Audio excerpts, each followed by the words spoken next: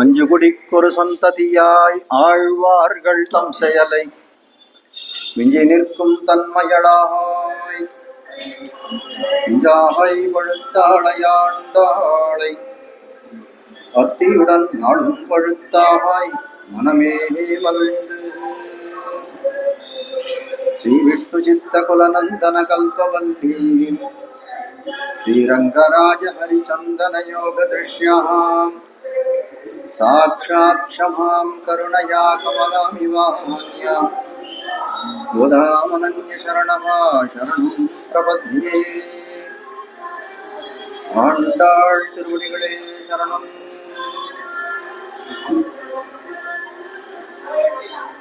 தாமோதர பெருமாளுடைய ஒரு கிருபா கட்டாட்சத்தினாலே சுடி கொடுத்த சுடர்குடியான ஆண்டாளுடைய திருப்பாவினுடைய அனுபவம் நடந்தேறி வருகிறது. இவ்விடத்திலே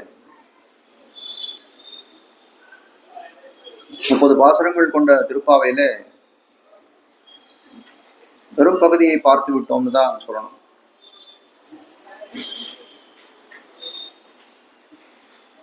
வேதம் வல்லார்களை கொண்டு விண்ணோர் பெருமான் திருப்பாதம் பணிந்து அப்படின்ற வாக்கியத்தை தாரக மந்திரமாக கொண்ட ஆண்டாள்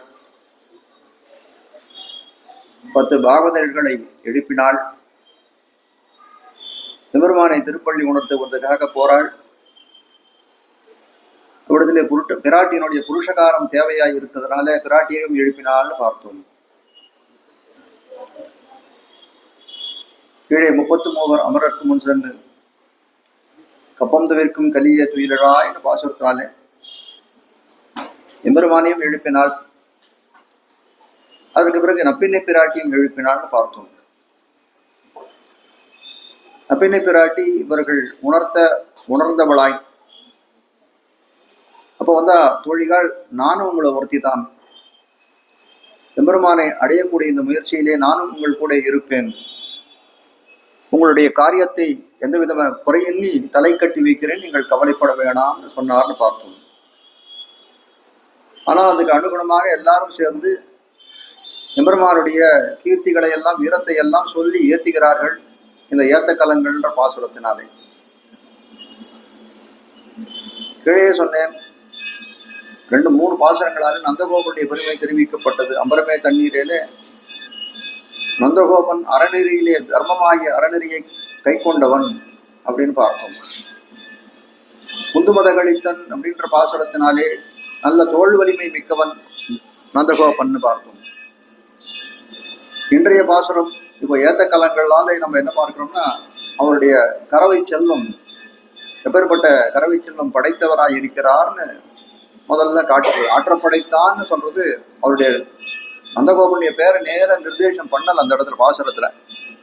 ஆனால் ஆற்றப்படைத்தான் மகன்னு சொன்னதுனாலே கண்ணனங்கிறது அந்த இடத்துல வெக்தம். கண்ணனுடைய தகப்பன் நந்தகோபன் இந்த இடத்துல சூச்சிதம் மறைத்து தெரிவித்திருக்கிறார்கள் அறிந்து கொள்ளலாம். ஆனால் நந்தகோபன் மகனேன்னு விரிக்கிறார்னா பலது முறை அழைப்பதற்கு காரணம் என்னன்னா, அதுக்கு கண்ணன் பெருமானுக்கு அதுல இருக்கக்கூடிய ஒரு ஈடுபாடுன்னு சொல்லலாம். ஏன் அப்படின்னு கேட்டால், எம்பெருமான் ஆனவன் பரமபதவாசியா இருக்கக்கூடியவன். அவதாரம் பண்ணி கிருஷ்ணாவதாரம்னு சொல்லக்கூடியது ஒரு குறிப்பிட்ட காலத்துக்கு அந்த எம்பெருமான் இவ்விடத்துல எழுந்திருக்கக்கூடிய நிலைன்னு பார்க்கிறோம். அப்ப என்ன பண்றான், பரமபதத்தில் வரக்கூடிய காலத்தில் நித்திய சூரியர்களை தவிக்க விட்டு இவ்விடத்திலே வருகிறான். பரமபதத்தில் இருக்கக்கூடிய இருப்பை தவிர்ந்து, அந்த பரமபதத்துடைய இருப்பை தவிர்ந்து இவ்விடத்திலே வருகிறான். அது மட்டும் இல்ல, பரமபதத்தை தான் மட்டும் விட்டுட்டு வரானா, நான் இல்ல பனிக்கடலில் பள்ளி கோடை பழக விட்டு அந்த திருப்பார்கடலிலே படித்திருக்கக்கூடிய அந்த சயனத்தையும் விட்டு அவன் அவதாரம் செய்து இவ்விடத்திலே வருகிறான்னு பார்க்கிறான். இவரெல்லாம் கேட்கிறான், நீ நந்தகோபனுக்கு குமாரராக இங்க இந்த திருவாய்ப்பாடியிலே பிறந்தாயே, இதுக்கு காரணம் என்ன? அது மட்டும் இல்ல, உகந்து பிறந்தாய். எங்களை போல கர்வ முடியா நீ பிறக்கல இந்த இடத்துல. உன்னுடைய கற்பத்துக்கு இதுதான் அப்படின்னு நிர்ணயம் பண்ணதானா? அப்படி இல்லையே. எபெருமானுடைய பிறப்பானது கிருபையடியாக தான் எந்த இடத்துல பிறக்கணும், யாருக்கு மகனாக பிறக்க வேண்டும், எல்லாம் நிர்ணயம் செய்து கொண்டு பிறக்கிறான். என்ன காரியம் செய்ய வேண்டும் எல்லாம் நிர்ணயம் பண்ணி கொண்டு தானே பிறக்கிறான். அப்போ உகந்து பிறந்தவன் இந்த ஆயர் குலத்தை வாயர் குலத்தை வீடுய தோணிய கருமாணிக்க சுடர் என்று சொல்லும்படியாய் தாய் குலத்தை என்ன பண்றா, நீ மேல கொண்டு போய் அவர்களுடைய தராதரத்தை உயர்த்த வேணும் என்ற ஒரு நோக்கத்தினாலே திருவாய்ப்பாடியிலே ஒரு இடையர் குலத்திலே தோன்றினாயே. அப்படி பிள்ளையாய் பிறந்து எங்களெல்லாம் எங்களுக்கெல்லாம் உஜ்ஜீவனம் அடைக்க வேண்டி இருக்கு. நீ என்ன பண்றாய், இவ்விடத்தில் தூங்கிற கிடந்து உறங்கவோ நீ வந்தாய், எங்கள் குறையை தீர்க்கத்தான் வந்தாய். நீ குறையொன்றும் இல்லாத கோவிந்தன், உன்னை நாங்கள் பற்றியதுனாலே எங்கள் குறையும் நீ தீர்க்க வேணும் அப்படின்னு அவர்கள் தெரிவித்து என்னுடைய காரியத்தை நோக்க வேண்டாவோன்னு கேட்கிறார். எத்த கலங்கள் எதிர் பொங்கி மீதளிப்ப.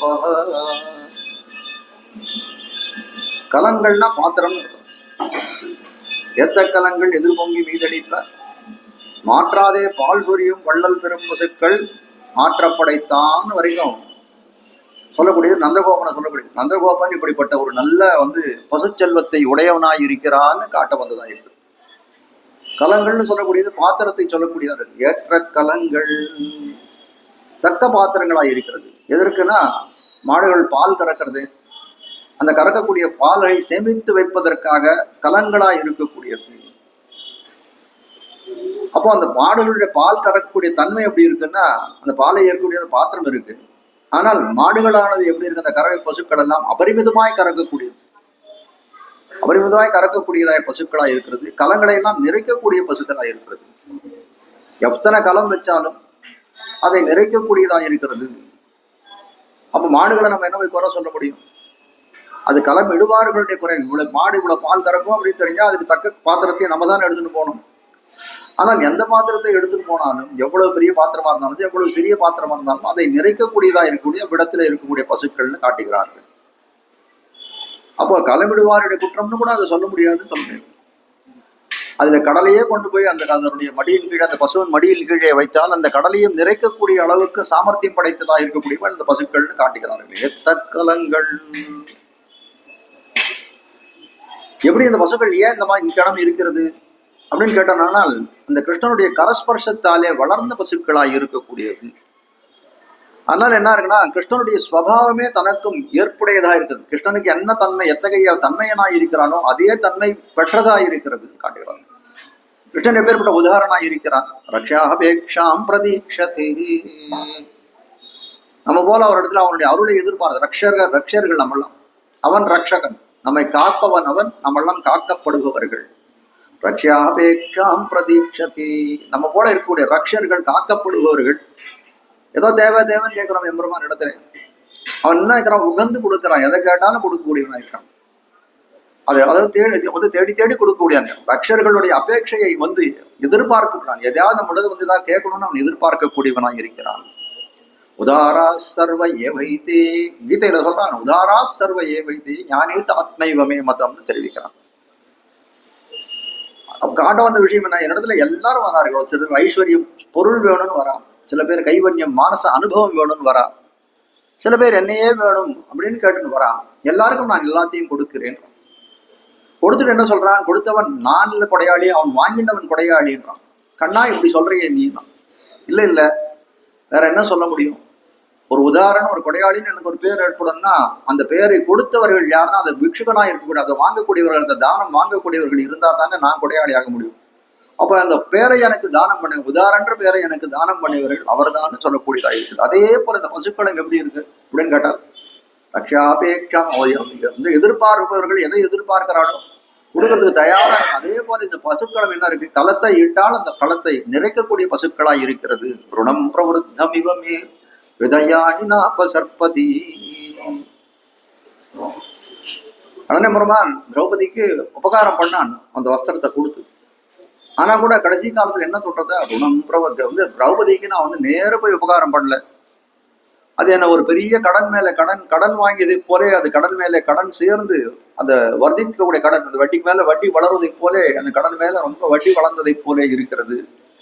அது என்னுடைய மனத்தை ரொம்ப கிளேசப்படுத்துறது. நான் எப்போ நினைக்கிறேன், இது எம்பெருமான் அவதாரத்தை முடித்து கொண்டு தன்னடை சோதின்னு சொல்லக்கூடிய நான் ஸ்ரீவைகுண்டத்துக்கு திருப்பி போகக்கூடிய சந்தர்ப்பத்திலே இந்த விஷயத்தை தெரிவிக்கிறான். நாதிஸ்வஸ்த மனோயோ, நான் சொஸ்தமா இல்லை, என்னோட மனசானது ரொம்ப சரியானபடி இல்லை, கலங்கி போய் இருக்கிறதுன்றான். எதனால கலங்கி போயிருக்குன்னா, ருணம் பிரவருத்தம் இவமே ஹிருதயானி நாபசர்பதி. கடன்பட்ட நெஞ்சம் போலே கலங்கி இருக்கிறது எனக்கு. திரௌபதிக்கு பண்ண இதை என்னால இதுவே பண்ண முடியலைன்னு சொல்ல முடியாது. அப்போ பார்க்கக்கூடிய காலத்துல எல்லா உதவிகளும் பண்ணாலும் எப்படி இருக்கான் அப்படின்னு பார்த்தோமே. ஆனால் உதவி பண்ணலன்னு நினைச்சுக்கிறான். உன் அடியார்க்கு என் செய்வன் என்னே இருத்தி நீ என்ன செய்வான் காத்து கொண்டு இருக்கக்கூடியவன். அதே போல இந்த பசுக்கள் இப்படி இருக்கு. அதே ரீதியில் இந்த பசுக்களும் இருக்கிறது. எந்த கலங்களை வைத்தாலும் அந்த கலங்களை நிரப்பக்கூடியதா இருக்கக்கூடிய ஏத்த கலங்கள் எதிர்பொங்கி மீது அளிப்பான். கலங்கள்லாம் இடறாள் ஒல்லியும். இந்த கலங்கள் எல்லாம் ரொம்ப போகும். பசு கறக்க என்ன ஆகுது, அது மேல இருக்கக்கூடிய அந்த பாலானது மேல திருப்பி எதிர்பொங்கிய மீதளிக்கக்கூடியதா இருக்கிறதுன்னு காட்டுகிறார்கள். அது எப்படிப்பட்ட பசுக்களா இருக்குன்னா, ஒரே ஒரு தரம் அதனுடைய அந்த முளைக்கண்ல கொண்டு போய் கையை வச்சார்களே, ஆனால் அது எப்படி பண்ணா இந்த கலங்கள் நிறைந்து வழிந்து ஓடும்படி பாலை கறக்கக்கூடியதா இருக்கிற அந்த பசுக்கள்னு காட்டுகிறார்கள். அவ எப்படி இருக்கு, அதுக்கு அதை கொடுக்கணும்னு ஒரு முளைக்கடுப்பு ஏற்பட்டு போகுது. அந்த பாலை சுருங்கியே ஆகணும் அப்படின்னு மேல சுரியக்கூடியதா இருக்கிறது காட்டுகிறார்கள். ஏத்த கலங்கள் எதிர் பொங்கி மீதளிப்ப. நம்முடைய ஆச்சாரியர்கள சிஷ்யர்களா இருக்காங்க, அவர்களே எப்படி இருக்காங்கன்னா அதை போலதான் ஏத்த கலங்களை போல இருக்கிறார்கள். ஆச்சாரியர்கள் பண்ணக்கூடிய உபதேசங்களை எல்லாம் அப்படியே தன் இடத்தை தரிக்கக்கூடியவர்களாக இருக்கால், எதிர்பொங்கி மீதளிக்கக்கூடியவர்களா இருக்கிறார்கள்னு காட்டக்கூடியதா இருக்கு. குரத்தாழ்வான் ரொம்ப சிறந்த ஆச்சாரியர்களே ரொம்ப சிரேஷ்டர் அப்படின்னா குரத்தாழ்வான்னு சொல்லிடலாம். ஏன்னா அப்படிப்பட்ட ஒரு தன்மை வாய்ந்தவராக இருக்கிறார். முக்குறும்பை அழித்தவர். நல்ல செல்வம் படைத்த குலத்திலே பிறந்தார். அந்த செல்வத்தினால அவருக்கு செருக்கு கிடையாது. நல்ல வித்யை நல்ல கல்வி பெற்றவராய் இருந்தார். அந்த கல்வியினால அவருக்கு செருக்கு கிடையாது. நல்ல குலத்திலே பிறந்தவராய் இருந்தார். அதனாலே அவருக்கு செருக்கு கிடையாது. அப்போ கல்வி, செல்வம், அப்புறம் அவருக்கு அந்த ஆபிஜாத்தியம்னு சொல்லக்கூடிய குலம், எல்லா விதனாலையும் அவர் ரொம்ப பெரியவராய் இருந்தாலும் அந்த செருக்கற்றவராய் இருந்தார். முக்குறும்பறுத்தவர்னு பேர். அப்படிப்பட்ட அந்த கூரத்தாழ்வார் நல்ல ஞான நிதியாய் ராமானுஜருடைய திருவடியிலே நேரே ஆசிரியத்தவராய் இருந்தவர் அந்த கூரத்தாழ்வார். ஏத்த கலம் ராமானுஜர் என்னென்ன உபதேசம் பண்ணாரோ அந்த உபதேசத்தை எல்லாம் தன்னிடத்திலே தேக்கி வைத்து கொண்டு அதை தாரணம் பண்ணி அதை போஷகம் பண்ணி அதை ரொம்ப அபிவிருத்தி பண்ணவராய் இருந்தவர் கூரத்தாழ்வார்னு சொல்லக்கூடியவர். அப்படி இருக்கக்கூடிய கூரத்தாழ்வான் திறத்திலே ராமானுஜரானவர் ஒரு முறை இந்த திருவாய்மொழிக்கு பகவத் விஷயம்னு சொல்லக்கூடிய அந்த வியாக்கியானத்தை அவர் திறத்திலே காலக்ஷேபம் கேட்க வேணும் என்று நினைத்தார் அப்படின்னு ஒரு செய்திகள் காண கிடைக்கிறது. ஒரு 2 நிமிஷம் அந்த திருப்பெருமாள் எழுதிட்டோம்.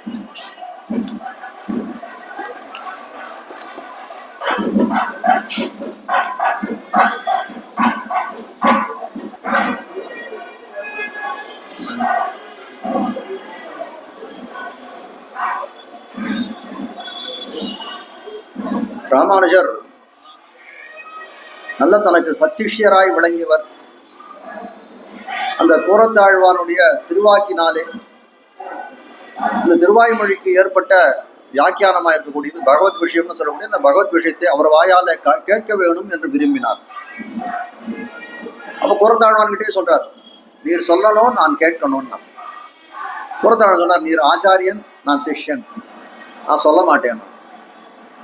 எந்த சந்தர்ப்பத்திலையும் கூரத்தாழ்வான்னு சொல்லக்கூடியவர் அந்த ஆச்சாரிய சிஷ்யா அந்த கிரமம் மாறக்கூடாதுன்றது ரொம்ப தீவிரமா இருந்தவர். அதனால சொல்றாரு, இந்த உபதேசம்லாம் நமக்கு ஆகாது சுவாமி, ஆனால் அதனால உங்களுக்கு சொல்ல மாட்டேன். உடனே உடையவர் என்ன சொன்னாரா, ராமானுஜர் ஒரு கட்டளை இட்டாராம், எனக்கு நேரம் சொல்ல வேண்டாம். என்னுடைய சிஷ்யர்களாக இருக்கக்கூடியவர் திருக்குறுகை பிரான் பிள்ளான், முதலியாண்டான், எவ்வாறு போன்ற சீடர்கள்லாம் நமக்கு இருக்காளே, அவர்களுக்கெல்லாம் நீர் தெரிவியுமே, அதுல சொல்றதுல உங்களுக்கு ஏதாவது கஷ்டம் உண்டான்னு கேட்டோம். சரி ஆகட்டும், அப்படியே நான் சொல்றேன் அப்படின்னு ஆரம்பிச்சார். ராமானுஜர் அந்த சிஷ்யர்களுக்கெல்லாம் என்ன சொன்னாராம், நீங்கள்லாம் ஒரு நித்தியம் போய் அவரிடத்துல காலக்ஷேபம் கேட்க வேண்டியது. அப்படி கேட்டுட்டு என்ன பண்ணா அந்த அர்த்தங்களை எல்லாம் அவருக்கு கூரத்தாழ்வான் என்னென்ன அர்த்தங்களை சொன்னாரோ அதெல்லாம் எனக்கு சொல்லணும் எழுதவும் சொல்றாரு. ஒரு 2-3 நாள் காலக்ஷேபம் ஆரம்பிக்கக்கூடிய காலத்திலே ஒண்ணுமே நடக்கல. கூரத்தாழ்வான் ஒருவர் தனியெல்லாம் சொல்லி முடிச்சார், தனியனுக்கு அர்த்தங்கள்லாம் சொல்லி முடிச்சார். அதுக்கு என்ன பண்ணார், உயர் நலம் உடையவன் எவனவன். முதல் பாசம் முதல் வரியை சொல்லக்கூடிய காலத்துல கூரத்தாழ்வானுக்கு ஒரு மயக்கம் இருக்கணும், அப்படியே கீழே விழுந்துருக்காரு. இப்படியே 2-3 நாள் ஆகுது. சரி நாளைக்கு சொல்றேன் அப்படின்னு 2-3 நாள் ஆகி கொடுத்துருக்கேன். உடையவருக்கு ராமானுஜர் கேட்டுன்னே இருக்கார், காலக்ஷேபத்தில் என்ன நடக்கிறதுன்னு கேட்கக்கூடிய காலத்திலே அவர் சொல்றார், இல்ல சுவாமி அவரும் உயர்நலம் உடையவன் எவனவன்றார். அப்புறம் மூர்ச்சித்து விடுறார். ஒரு 5 நிமிஷம் கழிச்சு எழுந்துக்கிறார். அப்புறம் இன்னைக்கு வேண்டாம் நாளைக்கு சொல்றேன்னு எழுந்து போயிடுறாரு. 3 நாளா இதுதான் சுவாமி நடக்கிறது. சரி 4வது நாள் என்ன நடக்கிறது பார்ப்போம்னு சொன்னார். 4ஆம் நாளும் இதே தான் நடந்தது. ஆனால் எப்போ 5 நிமிஷத்துக்குள்ள எழுந்துக்கக்கூடியவர் அன்னைக்கு 10-15 நிமிஷம் ஆனா கூட எழுந்துக்கிறார். எல்லாருக்கும் பயமே வந்துடுது. என்ன பண்ணாரு, எல்லாரும் நேரே ராமானுஜர் இடத்துல ஓடி போய், கூரத்தாழ்வான் இன்னைக்கு வந்து மயங்கி சாய்ந்தவர் எழுந்துக்கவே இல்லையா. அங்கேருந்து ராமானுஜர் வந்து பார்க்கிறார். பார்த்தா அவர் திருமேனிலாம் பார்க்கக்கூடிய காலத்திலே ஒரு அற்புதமான ஒரு தேஜஸ் அவர் இடத்துல இருக்கு. ஓ, இவர் என்ன நினைச்சிருப்பான்னு ராமானுஜர் உடனே புரியுது. உயர்வர உயர்நலம் உடையவன் எவனவன் சொல்லக்கூடிய காலத்திலே திருஷ்டிகளா இருக்கக்கூடியவர்களா அந்த எம்பெருமானுக்கு குணம் கிடையாது, விபூதி கிடையாது, அவனுக்கு வந்து ஐஸ்வர்யம் கிடையாதுன்னு சொல்லக்கூடியதா இருக்கிறவர்களாலே இவர் சொல்லக்கூடியது எம்பெருமான ஆழ்வார் நம்மாழ்வார் சொன்னது உயர்வர உயர்நலம் உடையவன்னா சர்வ கல்யாண குணாத்மகள் எல்லா கல்யாண குணங்களையும் பொருந்திவனாய் இருக்கான்றதை நினைச்ச உடனே இவர் மயங்கி விழுந்துட்டார்னு புரிஞ்சு கொண்டார் ராமானுஜர். உடனே என்ன பண்றாரு, அவருக்கு ராமானுஜருக்கு என்ன தோன்றதுன்னா, அந்த காலத்துல பத்துடை அடியவர்க்கு எளியவன் பிறர்களுக்கு அறிய வித்தகன்னு ஒரு பாசுரம். அதுல அந்த எத்திரமுரடினோடு இணைந்திருந்தேங்கி எளிவேன்னு முடியிறது அந்த பாசுரம். அது முதல் 10 திருவாய்மொழி, முதல் 10 3வது திருவாய்மொழியா இருக்கு. அது முதல் பாசுரம். அப்படி அதை பாடக்கூடிய காலத்திலே நம்மாழ்வாரானவர் மூர்ச்சித்து விழுந்தார், 6 மாசம் மோகித்து கிடந்தார்னு தெரிவிக்கிறார்கள் சரித்திரத்தில். அதே நினைக்கிறார் சுவாமி ராமானுஜர் நினைக்கிறார். நம்மாழ்வார் இருந்த காலத்திலே இப்படி மோகித்து விழுந்தார் நம்ம கேள்விப்பட்டிருக்கோமே தவிர அது பிரத்யட்சமா பார்த்தது இல்லை. அது பார்க்கக்கூடிய ஒரு நமக்கு ஒரு பாக்கியம் கிடைச்சிருக்கு. எதுனான்னா இவர் கூரத்தாழ்வான் மூலமாகத்தான். ஏன்னா அவருக்கு முன்னாடி கூரத்தாழ்வான்னு பேர் கிடையாது. அவருக்கு ஸ்ரீவத்ச சின்னர் மிஸ்ரர்னு பேரு, ஸ்ரீவத்ச மிஸ்ரர்னு பேரு, ஸ்ரீவத்சாங்கர்னு பேரு. இப்படிப்பட்ட பெயர்களாலே தான் அவர் அழைக்கப்பட்டு வந்தார். உடனே எம்பெருமானாருக்கு என்ன தோணித்துன்னா, அன்னைக்கு அந்த ஆழ்வாருடைய நினைவை நமக்கு நினைவுபடுத்தக்கூடியதா இருக்கிற இந்த நிகழ்ச்சியானது. ஆனால் என்ன பண்றாரு, அவர் எழுப்புறார். வேற யார கூரத்தாழ்வான் எழுப்புறாரு. எப்படி எழுப்புறாருன்னா ஆழ்வான், அப்பதான் பேர் சொல்றாரு. ஆழ்வான் ஆழ்வான் ஆழ்வான் சொல்லி பேரை எழுப்புறாரு. அப்பொழுதுதான் அவருக்கு கூரத்தாழ்வான் பேர் வந்து ஏற்பட்டதுன்னு சொல்றாரு. அது மட்டும் இல்ல, அப்ப என்ன பண்ற, ஆழ்வான் எழுந்துக்கிறார். ராமானுஜர் எழுப்பின உடனே எழுந்தக்கூடிய ஆழ்வான் உயர்வர உயர்நலம் என்னும் வந்து எமக்கு சர்வ கல்யாண குணாத்மக எம்பெருமான் என்று சொல்ல கண்டாயேன்னு சொல்லிட்டே எழுந்தார். உடனே தெரிஞ்சு போச்சு இருந்தார். ஏத்த கலங்கள் ஆச்சாரியன் கொடுத்த இதெல்லாம் நிதியாக இருக்கக்கூடிய அர்த்தங்களை எல்லாம் தன்னிடத்திலே வைத்து அது மேலே வந்து எதிர்பொங்கி மீதளிக்கக்கூடியவர்களா இருக்கக்கூடிய இந்த சிஷ்டர்கள் காட்டப்படுது. ஏத்த கலங்கள் எதிர்பொங்கி மீதளிப்ப மாத்தாதே பால் சொரியும் வள்ளல் பெரும் பசுக்கள். மாற்றாதே பால் சொரியும் பசுக்களானது இட்ட கலங்களை எல்லாம் நெருப்பது. இனிமேல் அதுக்கு களம் இடுவை இல்லை அப்படின்னு சொன்னா கூட அந்த பசுக்கள் தன்னுடைய அந்த கறவையை நிறுத்திடுமா அப்படின்னா நிறுத்தாத பொழியக்கூடியதா இருக்கிறதுன்னு காட்டுகிறார்கள். மைத்ரேயர்னு ஒரு ரிஷி திறந்தார். பராச மகரிஷினை போய் கேட்கிறார், எனக்கு வந்து இந்த உலகத்தை பத்தின வந்து தத்துவார்த்தங்களை எல்லாம் நான் அறிந்து கொள்ள வேண்டும் அப்படின்னு, உண்மை பொருள் உலகத்தில் இருக்கக்கூடிய உண்மை பொருள்களை எல்லாம் நான் அறிந்து கொள்ள வேண்டும் அவர்கிட்ட போய் கேட்கிறார். அவர்கள் 2 பேருக்கும் நடந்த உரையாடல் மூலமாக தோன்றிதான் விஷ்ணு புராணம்னு சொல்லக்கூடியது.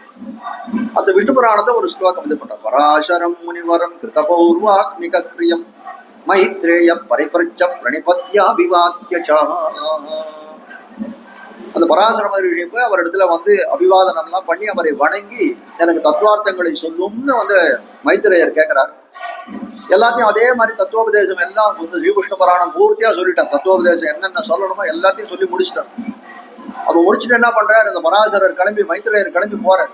அது போகக்கூடிய காலத்தை பராசரர் திருப்பி பூயேவ மகாபாகு பிரகிருஷ்டோ வாக்கியம் அப்ரவீத் இதம் சொன்ன மைத்ரேய, இதை கேளு மைத்ரேயா, இதை கேளு மைத்ரேயா. சுவாமி இவ்வளவு காலம் 2-3 வருஷம் உட்கார்ந்து எல்லாம் ஒரு புராணத்தையே சொல்லி முடிச்சார, இன்னும் கேட்கணும்ன்றேன். இல்ல நான் சொல்லவே நினைத்தது நல்ல அர்த்தங்களை சொல்லாது விட்டுட்டேன். அப்படி பார்த்த அர்த்தங்களையா நீ இழக்க ஒண்ணாது சொல்ல மைத்ரேயர் கேட்டாரான். முதல்ல போய் தத்துவார்த்தங்களை சொல்லுன்னு ஒரு வார்த்தை தான் கேட்டார். அதுக்காக ஒரு புராணத்தையே சொல்லிட்டார். ஆனால் அதுக்கு மேல என்ன பண்றார் அந்த பராசரன்னு சொல்லக்கூடியவர், அப்படியே வந்து என்ன பண்றார், இந்த நல்ல விஷயங்களை இந்த சிஷ்யனானவன் இழக்கக்கூடாதுன்றது அது மேற்மேல அர்த்தங்களை சொல்லக்கூடியதா இருக்கிறதுன்னு காட்டுகிறார். ராமானுஜர் சொல்லக்கூடிய காலத்திலே பஞ்சாச்சாரிய பதாசிரிதகான 5 ஆச்சாரியர்கள் திருவடியிலே வந்து அடியினை பணிந்தவர், அடிபணிந்த விஷயங்களை கிரகித்தவர்னு சொல்லுவார். அப்போ சொல்லக்கூடிய காலத்திலே திருக்கோட்டியூர் நம்பி, திருமாலையாண்டான், திருமலை நம்பி, பெரிய நம்பி, அப்புறம் திருவரங்க பெருமாள் அரியர்னு ஒருத்தர். இந்த திருவரங்க பெருமாள் அரியர்கிட்ட இந்த பகவத் விஷயம் இந்த திருவாய்மொழி அர்த்தங்களை எல்லாம் கேட்கிறார். தவிர நல்வார்த்தைகள்னு கேட்டார். நல்வார்த்தைகள்னா என்ன அப்படின்னு கேட்டால் உபதேச கம்யங்களா இருக்கக்கூடியது. எந்த புஸ்தகங்களையும் எழுதி வைக்கல, எந்த ஓலைச்சூடையும் எழுதி வைக்கல. அவன் என்ன பண்ணுவான், அந்த ஆச்சாரியர்களுக்கு தன்னை தோண்டினவதெல்லாம் எடுத்து தவய மகாமந்திரத்திலேருந்து, திருமந்திரத்திலேருந்து, சர்மஸ்லோகத்திலேருந்து இருக்கக்கூடிய அர்த்தங்கள் என்னென்ன இன்னைக்கு விசேஷமா சொல்லணும்னு நினைக்கிறாரோ அவருக்கு எது மனசுல தோன்றுதோ உபதேச கம்யங்களா எந்த நூல்களிலும் எழுதி வைக்காதெல்லாம் சொல்லக்கூடியதா இருக்குது பாருங்க. அப்போ அப்படின்னா நல்வார்த்தைகள் உபதேசம் அந்த காலத்துல நடத்தினா எல்லா ஆச்சாரிகளும் அந்த சிஷ்யர்களுக்கு நல்வார்த்தைகள் உபதேசம்ன்றது நடந்துட்டே தான் வந்து. இப்போ காட்டக்கூடிய விஷயம் என்ன இருக்குன்னா, மாற்றாதே பால் சொரியும் வள்ளல் பெரும் பசுக்கள். காலம் ரொம்ப இடிச்சதுன்னு விட்டுறது இல்லை, ஒரு விஷயம் சொல்லிட்டான்னு நிறுத்துறது இல்லை. இந்த விஷயத்தை சொல்றேன், இந்த விஷயத்தை சொல்றேன், இந்த விஷயத்தை சொல்றேன்னு சொல்லக்கூடியவராக இருக்கிறார்கள் காட்டணும். ஏத்த கலங்கள் எதிர் பொங்கி மீதடிப்ப மாத்தாதே பால் சொரியும் வள்ளல் பெரும் பசுக்கள். மாற்றாதே பால் சொரியும். களமிடுவார் இல்லாது போனாலும் சரி உதைக்கெடுப்பாலே அந்த பாலை பொழியக்கூடியதா இருக்கிறது. கண்ணன் பெருமான் இதே மாதிரிதான். எப்படி வந்து இவர் வந்து பராசரர் வந்து மைத்ரேயனுக்கு சொன்னாரோ அதே போல கண்ணன் பெருமான் கீதை சொல்லக்கூடிய காலத்திலே வந்து அப்பப்போ அர்ஜுனன் கூட பூயையேவ மகாமோகோ சுணுமே பரமம் பூயையேவ சுணுமே சுணுமேன்னு ஒரு இடத்துல சொல்லுவான். இதை கேளு அர்ஜுனா, இதை கேளு, இதை கேளு. அவ்வளவு பெரிய வந்து பெரிய கீதா சாஸ்திரம் கொடுக்க வேண்டிய அவசியம் உண்டா? அவனுக்கு என்ன சொல்லணும், நீ சத்திரியன், நீ இந்த கர்மத்தை நீ செய்துதான் ஆகணும்னு ஒரு வார்த்தையில சொன்னால் முடிஞ்சு கொடுத்து 700 ஸ்லோகங்கள் கொண்ட ஒரு கீதா சாஸ்திரத்தை சொன்னான்னா நம்ம மாத்தாதே பால் சொரியும் வள்ளல் பெரும் பசுக்கள். அதனால என்னாச்சு, கீதாமிருதம்னு சொல்லக்கூடிய ஒரு கீதா உபனிஷத் கிடைச்சது நமக்குன்னு காணும். மாத்தாதே பால் சொரியும் வள்ளல் பெரும் பசுக்கள். வள்ளல் பெரும் பசுக்கள்னா எப்படின்னா நல்ல ஒரு கொடையை போலே கொடுக்குறது. ஒரு வந்து உதாரணங்கள், ஒரு கொடையாளி எப்படி கொடுக்குறான் அந்த போல கொடுக்குறது. கொடையாளி கொடுக்கக்கூடிய சந்தர்ப்பத்துல என்ன நினைப்பான், கொடுக்கணும்ன்றது ஒண்ணு மட்டும்தான் அவனுக்கு வந்து ஒரு நோக்கமா இருக்குமே தவிர அது மேல தன்னுடைய எப்படி நினைக்கிறான், எனக்கு கொடுக்க வேண்டியது என்னுடைய கர்த்தவியம், ஒரு தானம் பண்ண வேண்டியது எனக்கு ஏற்பட்ட கடமைன்னு நினைத்து கொடுப்பானே தவிர ஐயோ தானம் கொடுத்தா புண்ணியம் கிடைக்கும், சொர்க்கத்துக்கு போகலாம், அந்த மாதிரியான எண்ணங்களா இருப்பதில்லை அவனுக்கு. அப்படிப்பட்டவர்களா இருக்கக்கூடியவர். மாற்றாதே பால் சொரியும் வள்ளல் பெரும் பசுக்கள் அபிஷிச்ச தலங்காயாம் ராட்சசேந்திரம் விபீஷணம் கிருதகிருத்யஸ்ததோ ராமஹா விஜ்வரஹா பிரமுமோதஹா. ராமாயணத்துல ஒரு கட்டம், ராமன் என்ன பண்றான், அது விபீஷணன் வந்து சரணாகதி பண்றான். அவனை விபீஷணன் அங்கீகாரம் பண்ணி தன் இடத்துல சேர்த்துக் கொள்கிறான் அப்படின்னு பாருங்க. அப்படி சேர்த்து கொண்டவன் என்ன பண்றான், விபீஷணனுக்கு உடைய ராமன் என்ன பண்றான், பண்ண வேண்டிய காரியங்கள் பலமா இருக்கு ராமனுக்கு. இந்த கடற்கரையை கடந்து போகணும், ராவணனோட யுத்தம் பண்ணணும், அதுக்கப்புறம் சீதா பிராட்டியை கை கொண்டு திரும்பி வரணும். ஆனால் இப்ப கடற்கரையில இந்த பக்கத்துல நின்றுட்டு இருக்கான். அப்படி இருக்கக்கூடிய அந்த சந்தர்ப்பத்திலே விபீஷணனானவன் ராமன் திருவடிகளை வந்து சரணாகதி பண்றான். உடனே என்ன பண்றாரு வந்து விபீஷணனுக்கு, உடனே லட்சுமணா இந்த சமுத்திரத்துல இருந்து ஒரு 4 குடம் ஜலம் கொண்டு வா, இவனுக்கு வந்து பட்டாபிஷேகம் பண்றேன். பட்டாபிஷேகம் எதுக்கு இப்ப பண்ணணும் அப்படின்னு கேட்டால், இல்ல பட்டாபிஷேகம் பண்ணிதான் ஆணும், கிருதகிருத்யா ததோ ராமஹா, பண்ணியே ஆணும் சொல்லி பண்ணிட்டான்னு காட்டுகிறார்கள். 2 தடவை விபீஷணனுக்கு பட்டாபிஷேகம் நடந்தது. ராஜ்யத்துக்கு அத்தி லங்காப்பட்டினத்துல போய் ராவணனை கொல்லறதுக்கு முன்னாடி ஒரு பட்டாபிஷேகம் நடந்தது இந்த பக்கத்தையே. அதுக்கப்புறம் ராவணன் மாண்ட பிறகு ஒரு பட்டாபிஷேகம் நடந்தது. ராமன் நினைச்சுட்டான் இதை பண்ணாதான் நமக்கு ஆட்சி அப்படின்னு நினைக்கிறான். ஆனால் நான் கிருதகிருத்தியா கிருதகிருத்தியன்னா செய்ய வேண்டிய காரியங்கள் எல்லாம் செய்து முடித்தவன். ராமன் தன்னை எப்போ அப்படி நினைச்சுட்டான், செய்ய வேண்டிய காரியங்கள்லாம் செய்து முடித்தவன் எப்போ நினைச்சுட்டான்னா, விபீஷணனுக்கு பட்டாபிஷேகம் செய்த காலத்திலே முடித்த காலத்திலே நினைக்கிறான், ஐயோ நம்ம பண்ண வேண்டிய காரியத்தை கிருதகிருத்தியா ததோ ராமஹா விஜ்வரஹா. அந்த விபீஷணனுக்கு பட்டாபிஷேகம் பண்ணலான்னா என்ன ஆச்சா, ராமனுக்கு ஒரு ஜுரம் ஏற்பட்டது. அந்த ஜுரம் விஜ்வரஹா, ஜுரத்திலேருந்து நீங்கினான், பிரமமோதக ஆனந்தம் அடைந்தான் சொல்லக்கூடியதா இருக்கிறது காட்டுகிறார்கள். அதே போல இந்த பசுக்கள்லாம் எப்படி இருக்கு, அதே போலதான் இருக்கு. நம்ம கொடுக்க பாலை கொடுக்க வேண்டியது நம்மளுக்கு கர்த்தவியம்னு நினைச்சு வள்ளல் பெரும் பசுக்களா இருக்கிறதுன்னு காட்டுகிறார்கள். அது கண்டனை போலவே இருக்காங்க. பசுக்கள் எப்படி இருக்குன்னா பார்க்கறதுக்கு மட்டும் இது, அதாவது வந்து தன்மையில மட்டும் கண்ணனை போல ஔதாரியம் படைத்ததா இல்லை, பார்ப்பதற்கும் கண்ணனை போலே இருக்கிறது. கண்ணனை போல எப்படி இருக்கு, பெண்களும் பேதையும் அணைக்கும்படி. கண்ணன் எப்படிப்பட்டவனாய் இருக்கிறான்னா பெண்களும் பேதையும் அணைக்கும்படியாய் நீர்மை குணம் நிறைந்தவனாய் இருக்கிறான். அதே போல இந்த பசுக்களும் இப்படி இந்த நீர்மை குணம் நிறைந்ததாய் வள்ளல் பெரும் பசுக்களாய் இருக்கிறதுன்னு காட்டக்கூடியதாய் இருக்கிறது. வாங்க குடம் நிறைக்கும் வள்ளல் பெரும் பசுக்கள் ஏத்த கலங்கள் எதிர் பொங்கி மீதளிப்பர் மாற்றாதே பால் சொரியும் வள்ளல் பெரும் பசுக்கள். ஆற்ற படைத்தான் மகனே அறிவுராய். ஆற்றப்படைத்தான் தெரிவிக்கிறார். ஆற்றப்படைத்தான் எப்படிப்பட்டவனாய் இருக்கான் அப்படின்னு கேட்டா, வள்ளல் பெரும் பசுக்கள் அது பெருஞ்செல்வம் படைத்தவனாய் இருக்கக்கூடிய நந்தகோபன் காட்டுகிறார்கள். எப்படிப்பட்ட பெருஞ்செல்வம் அதுன்னா, ஈரிலவன் புகழ். எவருமானுக்கு பகவத் குணங்கள் இருக்கு. அது எப்படிப்பட்டதா இருக்குன்னா, அது வந்து கணக்கில் அடங்காத, எண்ணில் பல்குணத்தன்னு சொல்லும்படியாய் கணக்கில் அடங்காததா இருக்கு. அந்த விரல் ஊட்டி எண்ண முடியாது. இவ்வளவு குணம் தான் இருக்குன்னு நம்மளால எண்ண முடியும். கணக்கற்றதா இருக்கிறது. அதே போல நந்தகோபனுடைய செல்வம் இருக்கிறான். எம்பெருமானுடைய குணங்களை எண்ண முடியாது, கண்ணனுடைய தீம்புகளை எண்ண முடியாது. வியாக்கியான கருத்து தெரியாது. கண்ணனுடைய தீம்புகள் ஒன்னா ரெண்டா எவ்வளவு சேஷ்டிதங்கள் அந்த பிருந்தாவனத்திலும் திருவாய்ப்பாடிலும் அந்த பிரஜபூமியில அவன் பண்ணிருக்கக்கூடிய சேஷ்டிதங்களுக்கு கணக்கில்லாது. அது போல இருக்கு. வழியாரமுத்தின் வளம் கொடுக்கும் திருநறையூர். திருமங்கையாழ்வார் பாடம். திருமங்கையாழ்வார் திருநறையூர்ல திவ்யதேசத்தை பாடக்கூடிய காலத்திலே அந்த ஊர்ல என்னன்னா, அப்படியே முத்து எல்லா இடத்துலும் வழியார செஞ்சிருக்கோம். வழியாரமுத்தின் வளம் கொடுக்கும் திருநறையூர்.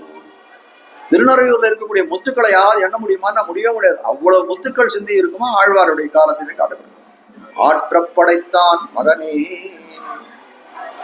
நந்தகோபன் இவ்வளவு செல்வ படைத்தனாக இருக்கான், அவனுடைய மகனாயிருக்கிறான் இந்த கண்ணன் பெருமான் சொல்லக்கூடியவர்கள். அவன் சொல்றார், இவ்வளவு செல்வம் படைத்தவனாய் இருக்கானே நந்தகோபன்னா, நந்தகோபன் அடைந்த செல்வம் எப்படிப்பட்டது? அவன் ரொம்ப கஷ்டப்பட்டு உழைச்சு சிரமசாத்தியமாய் அவன் சம்பாதித்ததா இருக்கக்கூடியது. அவ்வளவு ரொம்ப சுக்கரமா வந்ததுன்னு சொல்ல முடியாது. ஒருத்தனுக்கு அப்பாவுடைய சொத்து தாத்தாவுடைய சொத்து எல்லாம் வந்ததுன்னா அவன் எப்படி இருப்பான்? ரொம்ப சுகமா எனக்கு சொத்து வந்து விடுத்தோம். அதே அந்த அப்பாவோ தாத்தாவோ அதை கஷ்டப்பட்டு சம்பாதிச்சவர்கள் எப்படி சம்பாதிச்சோம்னா, அவன் ரொம்ப கஷ்டப்பட்டு சம்பாதிச்சு ஒரு வியாபாரம் பண்ணியோ ஏதோ இது பண்ணி சம்பாதிச்சிருப்பார்கள். அதுபோல நந்தகோபாலனுடைய சொத்து இது ஆற்றப்படைத்தான்னு சொல்லக்கூடிய நந்தகோபாலனுடைய செல்வமானது எப்படி வந்ததுன்னா, சிரமசாத்தியம், ரொம்ப கஷ்டப்பட்டு அதை சம்பாதனம் பண்ணாங்க. ஆனால் கண்ணனுக்கு எப்படி வந்ததுன்னா, சுகரமாய் ரொம்ப கஷ்டப்படாத ஒண்ணுமே இல்லை. வந்தால் நந்தகோபனுக்கு பிள்ளையா பிறந்தான். பசுக்கள் நிறைய பால் கொடுக்க ஆரம்பிச்சு அந்த திருவாய்ப்பாடி சீர்மல்கம் ஆய்ப்பாடி ஆயிடுச்சு. அப்போ சுகரமாக ஒரு விதமான கட்டமும் படாதல் கண்ணனுக்கு செல்வம் வந்து சேர்ந்தது. ஆற்றப்படைத்தான் மகனே மகனே அறிவுராய். அப்படிப்பட்ட வந்து செல்வம் படைத்தனா இருக்கக்கூடிய நந்தகோபன், அப்படிப்பட்ட நந்தகோபன் மகன் நீயும் வந்து செல்வத்திலே எந்த விதமான குறையொன்றும் இல்லாத கோவிந்தனாய் இருக்கிறாய். அப்படிப்பட்ட மகனே நீ அறிவுராய், நீ எழுந்திருக்க வேணும்ன்றான். எம்பெருமானே கண்ணன் எம்பெருமானே நீ எழுந்திருக்க வேணும்னு தெரிவிக்கக்கூடியதா இருக்கு. இப்போ கேட்கிறாரு, அறிவுராய் அறிவுராய்ன்றது. கண்ணன் என்னவோ வந்து எழுந்துக்காது இருக்கானே.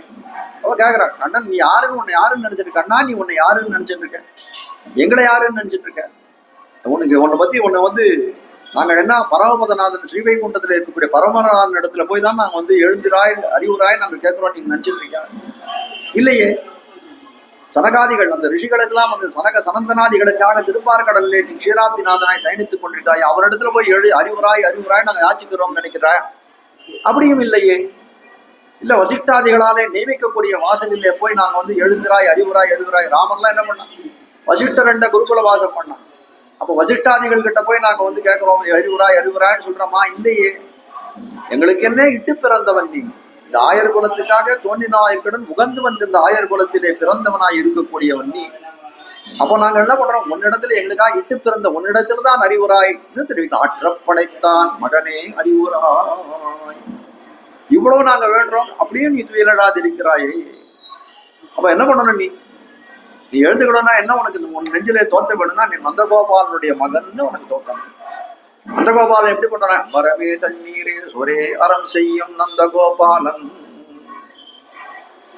எல்லாத்தையும் தானம் பண்ணக்கூடியவன். சோறு அன்னம் வந்து அன்னம் தீர்த்தம் வஸ்திரத்தை எல்லாம் தானம் பண்ணக்கூடியவன். அப்படிப்பட்டவன் நந்தகோபாலன் சொல்லக்கூடியவன். ஆனால் அது இன்னொரு அர்த்தம் என்ன தெரிவிக்கிறார்கள்? உண்ணும் சோறு வருகும் நீர் தின்னும் வெத்திலையும் எல்லாம் கண்ணன். எல்லாம் கண்ணனாக நினைக்கக்கூடியவர்கள். அப்படிப்பட்ட கண்ணனை இவர்களுக்கு கொடுக்கக்கூடியவனாய் இருக்கிறான் நந்தகோபன். நந்தகோபால் நீ கண்ணன் நந்தகோபனுடைய மகன் நீ நினைச்சாரு. ஆனால் அந்த பெருமைக்கு தக்கபடி நீ வந்து எங்களை நோக்க வேணும், நீ வந்து அறிவுரை வேணும் என்று தெரிவிக்கிறார். நந்தன் பெருமை நிலை நிற்க வேணும்னா நீங்கள் எங்களை நோக்க வேணும் சொல்ற. அதாவது சொல்ற, ஆனால் எங்களை நீ நினைக்காத இருக்கிறாயே. அப்படின்னா என்னன்னா, உனக்கு அந்த ஐஸ்வர்யம், நந்தகோபாலனுடைய ஐஸ்வர்யம் எங்களை நினைக்க விடுவதில்லை. செல்வச்செருக்காலை நீ என்ன பண்றாரு? எங்களுடைய கூக்குரல் நாங்க எவ்வளோ கத்துறோம், அதெல்லாம் செவிப்படாத நீ இருக்கிறான்னு இருக்க. அப்போ சொல்ற, உன் பிறவியை நினைத்து நீ எழுந்திருக்க. எம்பெருமானே நீ எங்களுக்காக தான் நீ பிறந்திருக்க, அவதாரமே அதுக்காகத்தானே. அப்படி இருக்கக்கூடிய காலத்துல நீ எங்களுக்காக எழுந்திர வேணும். நந்தகோபாலன் ஆற்றப்படைத்தான் மகனே அறிவுராய். எம்பெருமானுக்கு சர்வஜன்னு பேர், எல்லாம் அறிந்தவன், அனைத்தையும் அறிந்தவனாய் இருக்கக்கூடியவன். எப்படிப்பட்ட நிலைமை பாருங்க. எல்லாம் அறிந்தவனாய் இருக்கக்கூடிய எம்பெருமானையும் எழுப்ப வேணும், திருப்பள்ளி உணர்த்த வேணும்ன்ற நிலைமை அவனுக்கு வந்ததுன்னு காட்டுகிறான். ஆனா அவன் என்ன நினைச்சிட்டு இருக்கான் உள்ளுக்குள்ள, அவன் வேற ஏதோ இது பண்ணிட்டு இருக்கான். இவர்கள் இவ்வளவு கூக்குரல் இடுகிறார்களே, எம்பெருமானுடைய கவனம் எதுல இருக்கு அப்படின்னு கேட்டால் அவன் வேற ஏதோ நினைச்சிருக்கான். அவெல்லாம் இவனுக்கு ஆட்படாத சிறுமிகள்னு நினைக்கிறான். அவங்களை எப்படி ஆட்படுத்தணும்னு நினைச்சு கொண்டிருக்கிறான். அதிலே நினைவில் ஊண்டி அதனால அவனை எழுப்ப வேண்டி இருக்கிறான்னு இருக்கான். இப்படியெல்லாம் எழுப்புகிறார்கள். இப்படியெல்லாம் எழுப்பினா கூட என்ன இருக்கு, வாங்க குடம் நிறைக்கும் வள்ளல் பெரும் பசுக்கள். பசுச்செல்வம்லாம் அவன் என்ன நினைக்கிறான்னா, இவர்கள் எல்லாம் ஆற்றப்படைத்தான் மகனே அறிவுரான்னு சொன்னதுனாலே நந்தகோபாலனுடைய பசுச்செல்வத்தை எல்லாம் சொன்னார்கள். திருவாய்ப்பாடியில யாருக்கு தான் பசுச்செல்வம் இல்லை, எல்லாரும் இடையர்களாயிருக்கா, எல்லாரும் ஒரு 10 பசு வீட்டுல கட்டி வச்சிருக்காங்க. அதனால திருவாய்ப்பாடியில அனைவருக்கும் பொதுவான லட்சணம் இது. ஆற்றப்படைத்தான் மகனே அறிவுரான்னு சொன்னா எல்லாருடைய மகன்களும் அந்த இருக்கக்கூடிய இடையர்களோட மகன்கள் எல்லாருமே அந்த தனத்தை, அந்த கோதனத்தை பெற்றவர்களாக இருக்கிறார்கள். அதனால நம்மளை குறிக்கிறது இல்லைன்னு சொல்லி கண்ணன பெருமான் நல்லா தூங்கிட்டு இருக்கான். இதை அதை அறிந்து கொண்டார்கள். சரி, பிறருக்கு பொருந்தாத லட்சணம், கண்ணனுக்குன்னே தனித்தன்மையாக இருக்கக்கூடிய லட்சணத்தை சொல்லுவோம். வேற விசேஷணத்தை ஊற்றமுடையாய், ஊற்றமுடையாய்னு அழைக்கிறார்கள். ஊற்றமுடையாய்னா என்ன அர்த்தம் அப்படின்னு கேட்டால், ஒரு ஸ்திரத்தன்மை. எதனால ஸ்திரத்தன்மைனா, அபௌருஷேய வேதத்தை சொல்லக்கூடிய காலத்தே அபௌருஷேயம்னு அதுக்கு சிறப்பு தெரிவிக்கிறாங்க. அபௌருஷேயனா ஒரு புருஷனாலே ஏற்றப்படாதா இருக்கக்கூடிய, அதனால அந்த வேதத்துக்கு அபௌருஷேயம்னு பேர். அப்போ அபௌருஷேயத்தாலே பிரதிபாத்தியனா இருக்க வேதம் யாரை காட்டுறது, யாரை தெளிவாக எடுத்து காட்டுறது, வேதத்திலே பிரதிபாத்தியனா இருக்கக்கூடியவன் யார் அப்படின்னு கேட்டால் அந்த எம்பெருமான் தான் காட்டக்கூடியது. அதனால என்ன தெரிவிக்கிறாங்கன்னா, ஸ்திரத்தன்மை வேதத்திலே காட்டப்பட்டதுனாலே அவனுக்கு ஸ்திரத்தன்மை படைத்தவனாய் இருக்கான். ஊற்றமுடையாய் சர்வே வேதாயத்பதம் ஆமனந்தி. எல்லா வேதமும் எந்த ஒரு பதத்தை சொல்லுகிறதோ, எந்த ஒரு பதத்தை சொல்கிறது, யாரை பிரதிபாதித்து காட்டுகிறதோ அந்த எம்பெருமானைத்தான் பிரதிபாதிக்கார். நாராயண பராவேதா. வேதங்கள் எல்லாம் அந்த நாராயணனே பிரதிபதித்து வெளிச்சம் போட்டு காட்டக்கூடியதா இருக்கிறது. ஆழ்வார்கள் தானே சொல்றான், புலன் சுடர் மிகு சுருதியுள் அவன் இருக்கிறான். எதுல? சுடர் மிகு சுருதி, தேஜோமயமா இருக்கக்கூடிய வேதத்திலே அவன் வாழ்கிறான். மறையாய நாள் வேதத்துள் நின்ன மலர் சுடரே, நாள் வேதத்துள் நின்ன மலர் சுடரேன்னு ஆழ்வார்கள் எல்லாம் பாடக்கூடியதா இருக்குன்னு பாருங்க. ஊற்றமுடையாய், அப்ப காட்ட வேதம் என்ன விஷயம் என்ன, ஒரு ஸ்திரத்தன்மை திண்மை படைத்தவனாய் இருக்கிறான். வேத பொருளிலே பிரதிபாத்தியனாய் இருக்க திண்மை படைத்தவனாய் இருக்கிறான் காட்டும். சர்வம் வச்சசாம் பிரதிஷ்டாயத்ர சாஸ்வதி. அப்ப காட்டக்கூடிய காலத்துல எல்லாருக்கும் எப்போதும் எல்லா வாக்குகள் வேதத்துல சொல்லக்கூடிய வாக்குகள்லாம் எங்க போய் பரிவசிக்கிறது, எங்க போய் சேர்க்கிறதான்னு சொன்னா எப்போதும் எங்க போய் சேர்றதுன்னா அந்த எம்பெருமான இடத்துல போய் சேரக்கூடியதா இருக்கிறது காட்டக்கூடியதா. அது மட்டும் இல்லை, அது மேல கேட்கிறார், இவ்வளவு ஆழ்வார்கள் சொல்லியிருக்கிறார்களே, வேதமே கிருஷ்ணன், நீங்க சொல்றதா நாராயணன் சொல்லக்கூடியது, கிருஷ்ணனே சொல்லியிருக்கான்னு கிருஷ்ணனே சொல்லிருக்கு. தேவகி புத்திராய கிருஷ்ணாய பிராமண்யோ தேவகி புத்திரஹா.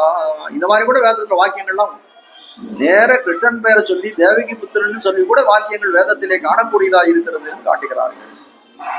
கீதையிலே சொல்றான் கண்ணன், வேதைச்ச சர்வைஹி அகமேவ வேத்யஹா. வேதத்திலே பிரதிபாதிக்கப்பட்ட நானே வேதமாய் இருக்கிறேன். அப்ப என்ன, அந்த வேதத்துல காணக்கூடிய பொருளாய் இருக்கக்கூடிய கண்ணன பெருமான்னு காட்டக்கூடியதா இருக்குது காட்டுறோம்.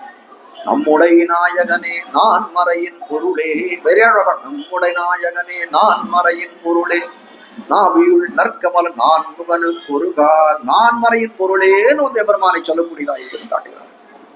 ஊற்றமுடையாய் திண்மை படைத்தவனாய் இருக்கிறான். அப்ப என்ன திண்மை அவனுக்கு உறுதி படைத்தவனாயிருக்கான். என்ன உறுதி படைத்தவனாயிருக்கா, ஆசிரியர் ரட்சணத்திலே நம்ம போல இருக்கக்கூடிய அடியவர்களே காக்கக்கூடிய அசைக்க முடியாத உறுதி படைத்தவனாய் இருக்கிறான் காட்டக்கூடியதா இருக்கு. விபீஷணன் சரணாகதி பண்றான் ராமன் இடத்துல. அவள் சரணாகதி பண்ணக்கூடிய காலத்துல என்ன சொல்றான், சுக்ரீவன் நிக்கக்கூடிய காலத்திலே விபீஷணனை கொல்லணும்ன்றான். கொல்லணும்னா எப்படி கொல்லணும்ன்றான், அவன் தலையிலே இந்த வழக்கு ஏற்றுவன்றான். அவனை தலையை சரிச்சு வழக்கு ஏற்றணும்ன்றான். சிம்ம வழக்குன்னு பேரு. கூட காஞ்சிபுரத்தை போனா தாயார் சந்தி வாசல் இருக்கும் அந்த சிம்ம வழக்குன்னு 2 சிம்ம வழக்கு இருக்கும். 2 ஸ்தூபி மாதிரி இருக்கும், கல்லுலயே பண்ணப்பட்டது. நல்லா பார்க்கறது ரொம்ப ஜோரா இருக்கும். அதுல பார்த்தீங்கன்னா அந்த ஒரு சிம்ம முகம் இருக்கும். அதுக்கு மேல பார்த்தா ஒரு தலை பாகத்துல ஒரு குழி இருக்கும். அதுல போட்டு நல்லா அகல் மாதிரி வழக்கத்தை புல். சுக்ரீவன் அதே போலதான் சொல்றான். சுக்ரீவன் என்ன சொல்றான்னா, சிம்ம வழக்கு அவன் தலையில எடுத்து அவன் தலையை சரிச்சு இது பண்ணி அதுல வழக்கு ஏற்றணும், அப்படியே அவனை உயிரோட கொள்ளணும், அப்படியே வதைக்கணும்னு சொல்றான். அப்படி இருக்கக்கூடிய காலத்துல எப்படி இருக்கு அப்படின்னு கேட்டால் ராமனுடைய நினைவு எப்படி இருக்கு? இவர்களெல்லாம் அவனை கொல்ல வேண்டும்னு நினைக்கக்கூடிய காலத்திலே ராமன் என்ன நினைக்கலாம்? கதஞ்சனா, என்னுடைய கிட்ட சரணம்னு ஒருத்தன் வந்தானே, ஆனால் அவனை நான் விடமாட்டேன், கண்டிப்பாக அவனை விடமாட்டேன், அவனை காப்பாற்றியே தீருவேன், அவனை அங்கீகாரம் பண்ணுவே தீருவேன்றது ராமனுடைய வார்த்தையாக இருக்கிறதுன்னு காட்டுகிறார். நண்பன்ற வேஷம், வித்ரபாவேன சம்பிராப்தம் நத்யஜேயம், நண்பன்ற பாவனையில் வந்தான். அவன் நிச்சயமா நண்பன் கிடையாது. உள்ளுக்குள்ள எதிரியோட பாவனையோட இருந்தா கூட பரவாயில்ல, வெளியில சொல்லக்கூடிய காலத்தில் நான் ராமனுடைய நண்பன் வந்தானே ஆனால் கூட போதும், அவனை நான் கைவிட மாட்டேன்னு சொல்லக்கூடியதா இருக்குது. அப்படிப்பட்ட திண்மை படைத்தவனா இருக்கிறான். ராமன் வனவாசத்துல இருக்கான். தண்டகாரண்யத்துல முனிவர்கள்லாம் வந்து இது பண்ணிட்டு இருக்கான். முனிவர்கள்லாம் வந்து பஷ்ய சரீராணி, ராமனிடத்துல வந்து தங்களுடைய வந்து திருமேனியை காட்டுகிறார் ரிஷிகள்லாம். பார்த்தா ஒருத்தர் கையே காணும், ஒரு ரிஷிக்கு ஒருத்தருக்கு காத்த காணும், ஒருத்தருக்கு மூக்க காணும். இந்த மாதிரி அங்க ஹீனர்களா இருக்கிறாங்க ஒரு ரிஷிகளும். ராமாயணனுடைய சரீரத்தை பாரு, எப்படி ஆயிருக்கும் பாரு. ராட்சசர்கள் தொல்லை ரொம்ப தாங்க முடியாத இருக்கேன்னு நினைக்கிறேன் சொல்றான். அப்ப ராமன் என்ன சொல்றான்? நீங்க ஒண்ணும் கவலைப்படாதீங்க, நான் இங்க வந்து ராட்சசர்கள் நான் ஏதோ பித்ருவாக்கிய பரிபாலனத்துக்காக அப்பன் சொன்னதுக்காக இந்த காட்டுக்கு வந்தேன்னு நீங்க நினைக்க வேண்டாம். உங்களுக்கு நன்மையை விளைவிக்கிறது தான் ஒரு பெரிய காரணமாக கொண்டு இந்த வனத்துக்கே நான் வந்திருக்கேன். உங்களுக்கு வந்து எதிரியா இருக்கக்கூடிய ராட்சசர்கள் மொத்த பேரும் நான் தொலைக்கிறேன், ஒத்தரையும் விடாத நான் உங்களுக்கு நிம்மதியான வாழ்க்கையை நான் ஏற்படுத்தி கொடுக்கிறேன்னு ராமன் தெரிவித்தான்னு பார்க்கிறோம். அப்போ சீதா பிராட்டி ஒரு வாக்கியம் சொல்றான். அதுக்கப்புறம் தனியா போயிட்டு, ராமா 3 விஷயங்கள் இந்த ஊர்ல வந்து இந்த இதுல வந்து சாஸ்திரங்களை ரொம்ப கொடிய பாவமா தெரிவிக்கிறது. ஒண்ணு பொய் சொல்றது, 2வது பிறன் மனைவியை நினைக்கிறது, ஆசைப்படுறது, 3வது எந்த இடத்துல நமக்கு விரோதம் இல்லையோ அந்த இடத்துல விரோதம் பாராட்டுறது. இந்த 3 விஷயங்கள் ரொம்ப பெரிய கொடிய பாவங்களாக தெரிவிக்கப்பட்டிருக்கிறதுன்றான்.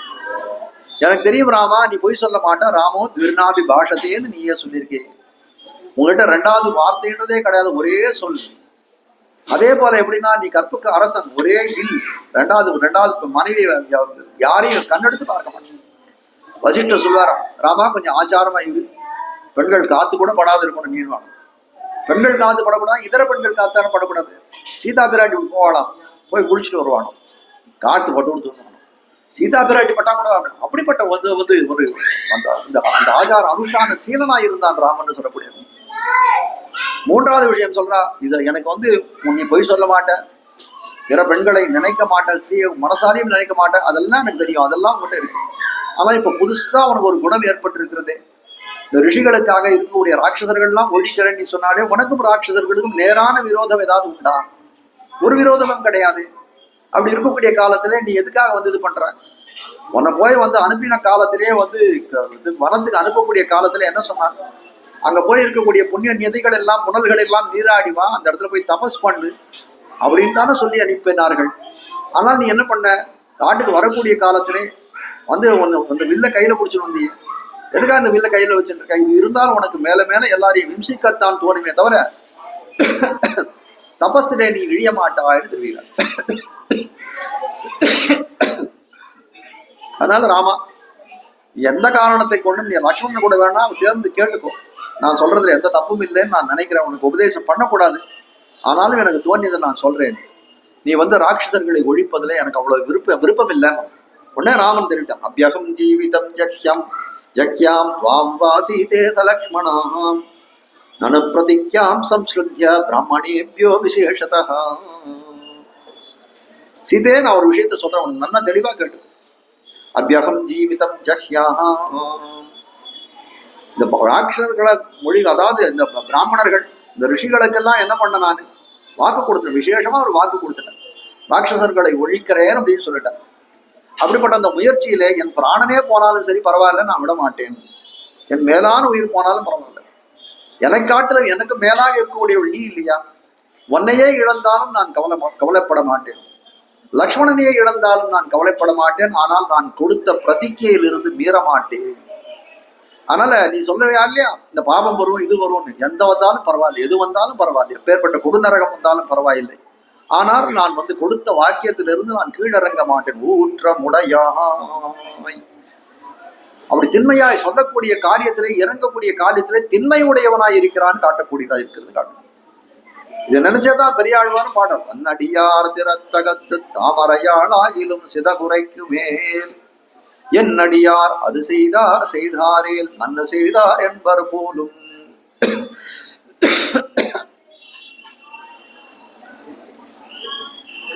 தாயார் என்ன பண்ற, யாரோ ஒரு சேத்தனனை பிடிச்சி ஒரு சம்சாரியை பிடிச்சி கூட்டு வந்தான்.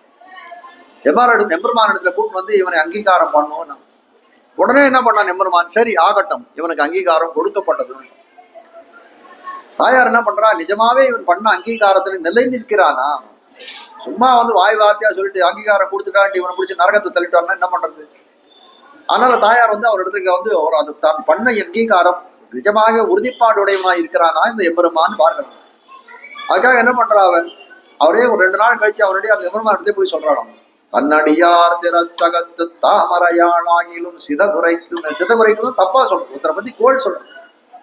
அந்த அடியார்கிட்ட யாரை வந்து அங்கீகாரம் பண்ணுன்னு இந்த பிராட்டி சொன்னாலோ அதே ஆளை குறித்து என்ன சொல்றான்னா, அவங்ககிட்ட தோஷங்கள்லாம் சொல்றான். ஐயோ நான் ஏதோ தெரியாத சொல்லிட்டேன், இவன் நல்லவன்னு நான் சொல்லிட்டேன், ஆனால் இப்பதான் தெரியுது, கொஞ்சம் விசாரிச்சு பார்த்தேன், பேக்ரவுண்ட் என்கொயரி எல்லாம் பண்ணக்கூடிய காலத்துல என்ன தெரியுதுன்னா இவன் ஒரு நாள் அங்கீகாரம் பண்றதுக்கு லாய்க்கற்றவன்.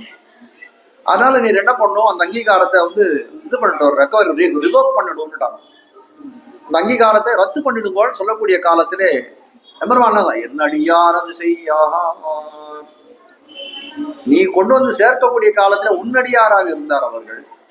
நான் எப்போ அங்கீகாரம் பண்ண உடனே என்னடியார்களாகிட்டார். என்னடியார் அது செய்தாரே நன்று செய்தார் என்பர் போலும். அவர்கள் ஏதாவது ஒரு காரியம் செய்தார்களானா அது என்னை பொறுத்த வரைக்கும் நன்மை தான். உலகத்தில் சாஸ்திரத்தை என்ன சொல்லியிருக்கோ எனக்கு தெரியாது. அவர்கள் குற்றத்தை எல்லாம் நற்றமாக கொள்வன், செய்த குத்தம் நத்தமாகவே போல் ஞானநாதனேன்னு சொல்லும்படியாய் அந்த தோஷத்தையும் போக்கியமாக வந்து ஏற்றுக்கொள்ளக்கூடியவன் சொல்லக்கூடியது. அப்போ என்ன தெரிவிக்கிறது, ஊற்றமுடையாய் தான் கொடுத்த அந்த வாக்கிலே திண்மையாக இருக்கக்கூடிய, வேதத்திலே பிரதிபாத்தியனாய் இருக்கக்கூடியவன், தன்னுடைய வாக்கிலே திண்மையாக இருக்கக்கூடியவன் காட்டக்கூடியதாய். பெரியாய், பெரியாய்னு என்ன அர்த்தம் அப்படின்னு கேட்டால், வேதத்துல அவன் ரொம்ப பெரிய வேதாகம் ஏதம் புருஷம் மகாந்தம், ரொம்ப அறப்பெரியவனவன் காட்டக்கூடியதா இருக்கு. அது மட்டும் இல்ல, அது வேற காரணம் மற்றொரு அர்த்தமும் தெரிவிக்கிறது.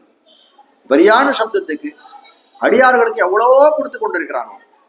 மாறி மாறி என்ன வேணுமோ கேட்கறதெல்லாம் கொடுக்கக்கூடியவனாய் இருக்கிறான். என் வள்ளல் மணிவண்ணன் வேண்டித்தெல்லாம் தருங்கோதில் என் வள்ளல் மணிவண்ணன் தெரிவிக்கிறார் ஆழ்வார்.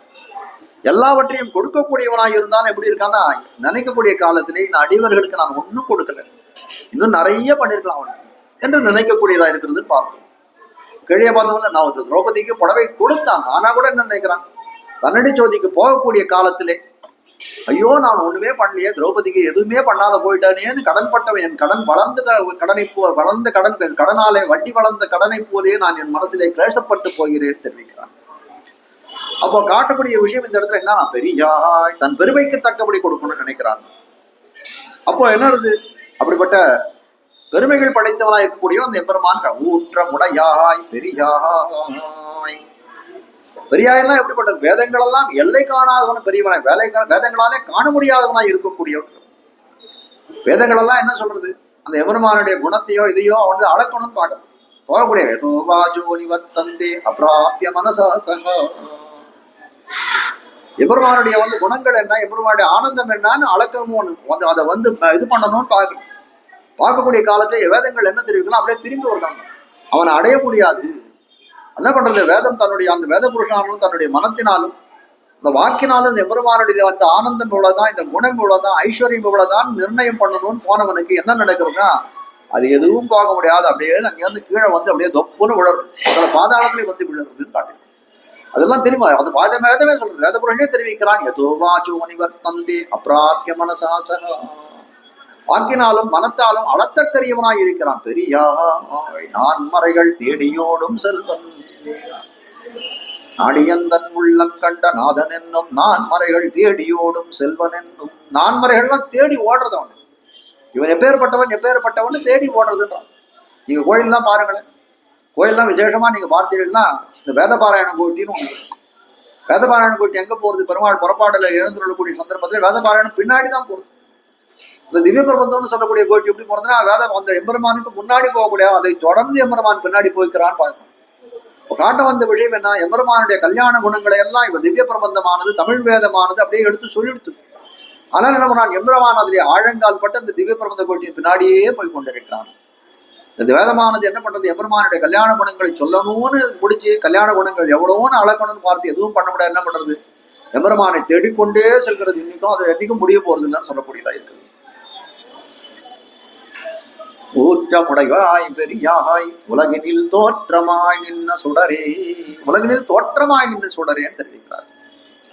பரஞ்சுடரவன், பரஞ்சுடருடம்பாய் அழுக்கு பதித்த உடம்பாய், பரஞ்சுடருடம்பாய் இருக்க, அழுக்கு பதித்த உடம்பாய் இருக்கிறான். பரஞ்சுடரே, பரஞ்சுடராய் இருக்கிறான். என்னுடைய எதனால அந்த பரஞ்சுடர், எப்படி அந்த ஜோதிஷ் ஏற்பட்டது? எம்பெருமான கொடுக்கக்கூடிய காலத்துல, அருள் புரியக்கூடிய காலத்துல யாரையாவது பார்த்து அருள் புரிய, இன்னவருக்கு அருள் புரிய அப்படின்னு அது பண்றானா. எக்குத்தவாளர் எது பிறப்பு எது இயல்பாக நின்னோர் அக்குத்தம் அப்பிறப்பு அவ்வியல்வே நம்மை ஆட்கொள்ளுமே. ராமானுஜர் தெரிவிக்கிறார். ராமானுஜருக்கு இருக்கக்கூடிய இருந்தாலும் எம்பெருமானது காரண பொருள்ல கூட காரியத்தில் இருக்கும். எக்குத்தவாளர் எது பிறப்பு எது இயல்பாக நின்னோர் அக்குத்தம் அப்பிறப்பு. வசிஷ்டன்னு பாக்குறது, வசிஷ்டனுக்குன்னு தனியா ஒரு அருள் புரியுது. வசிஷ்ட பாகுற ரிஷி முனிவர்னு அருள் புரியுது. ஒரு சண்டாளன்னு சொல்லி அவனுக்கு அருள் புரியாத விடுறது இல்லை.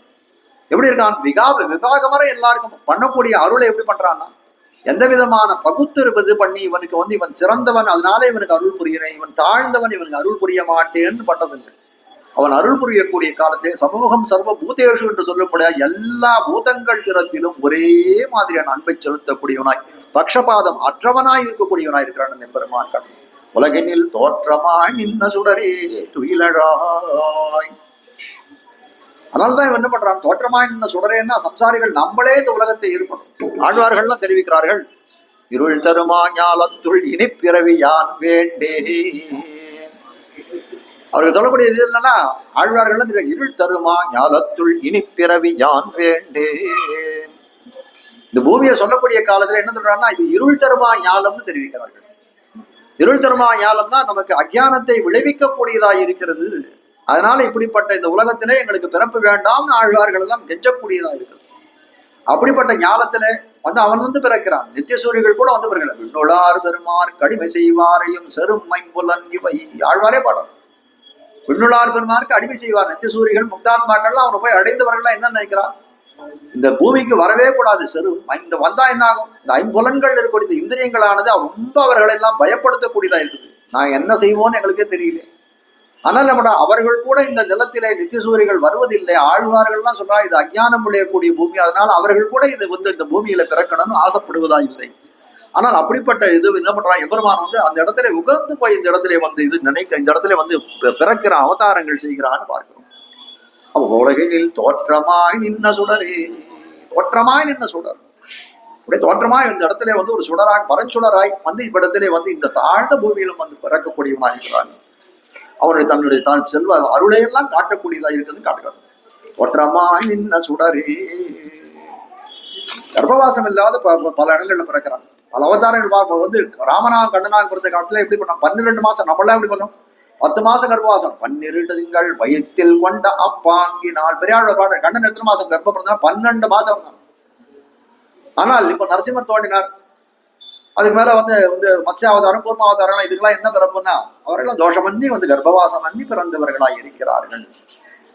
ஆற்றப்படைத்தான் மகனே அறிவுராய் உலகினில் தோற்றமாய் நின்ன சுடரே துயிலழாய். அதனால நீ என்ன பண்ணும், ஆற்றப்படைத்தான் மகனே அறிவுராய், நீ உன்னுடைய தந்தையினுடைய செல்வத்தை நினைக்காதே, அது உனக்கு ஒரு செருக்கை ஏற்படுத்தக்கூடியதா இருக்கும். அவனுக்கு மகனாக பிறந்த நந்தகோபன் குமரன்னு நினைத்தாயானால் உடனே எழுந்திருக்க பிராப்தியாகும். அதை நினைச்சுக்கோ. அறிவுராய் அறிவுராய் அறிவுராய் எழுந்துக்கோன்றானே, அப்படி எம்பெருமான் செய்யக்கூடிய காரியம் தான் என்ன அப்படின்னு பார்த்தோமே. ஆனால் கையில வச்சு கணக்கு பண்ண 1 2 3 4 எண்ணிட்டு இருக்காங்க.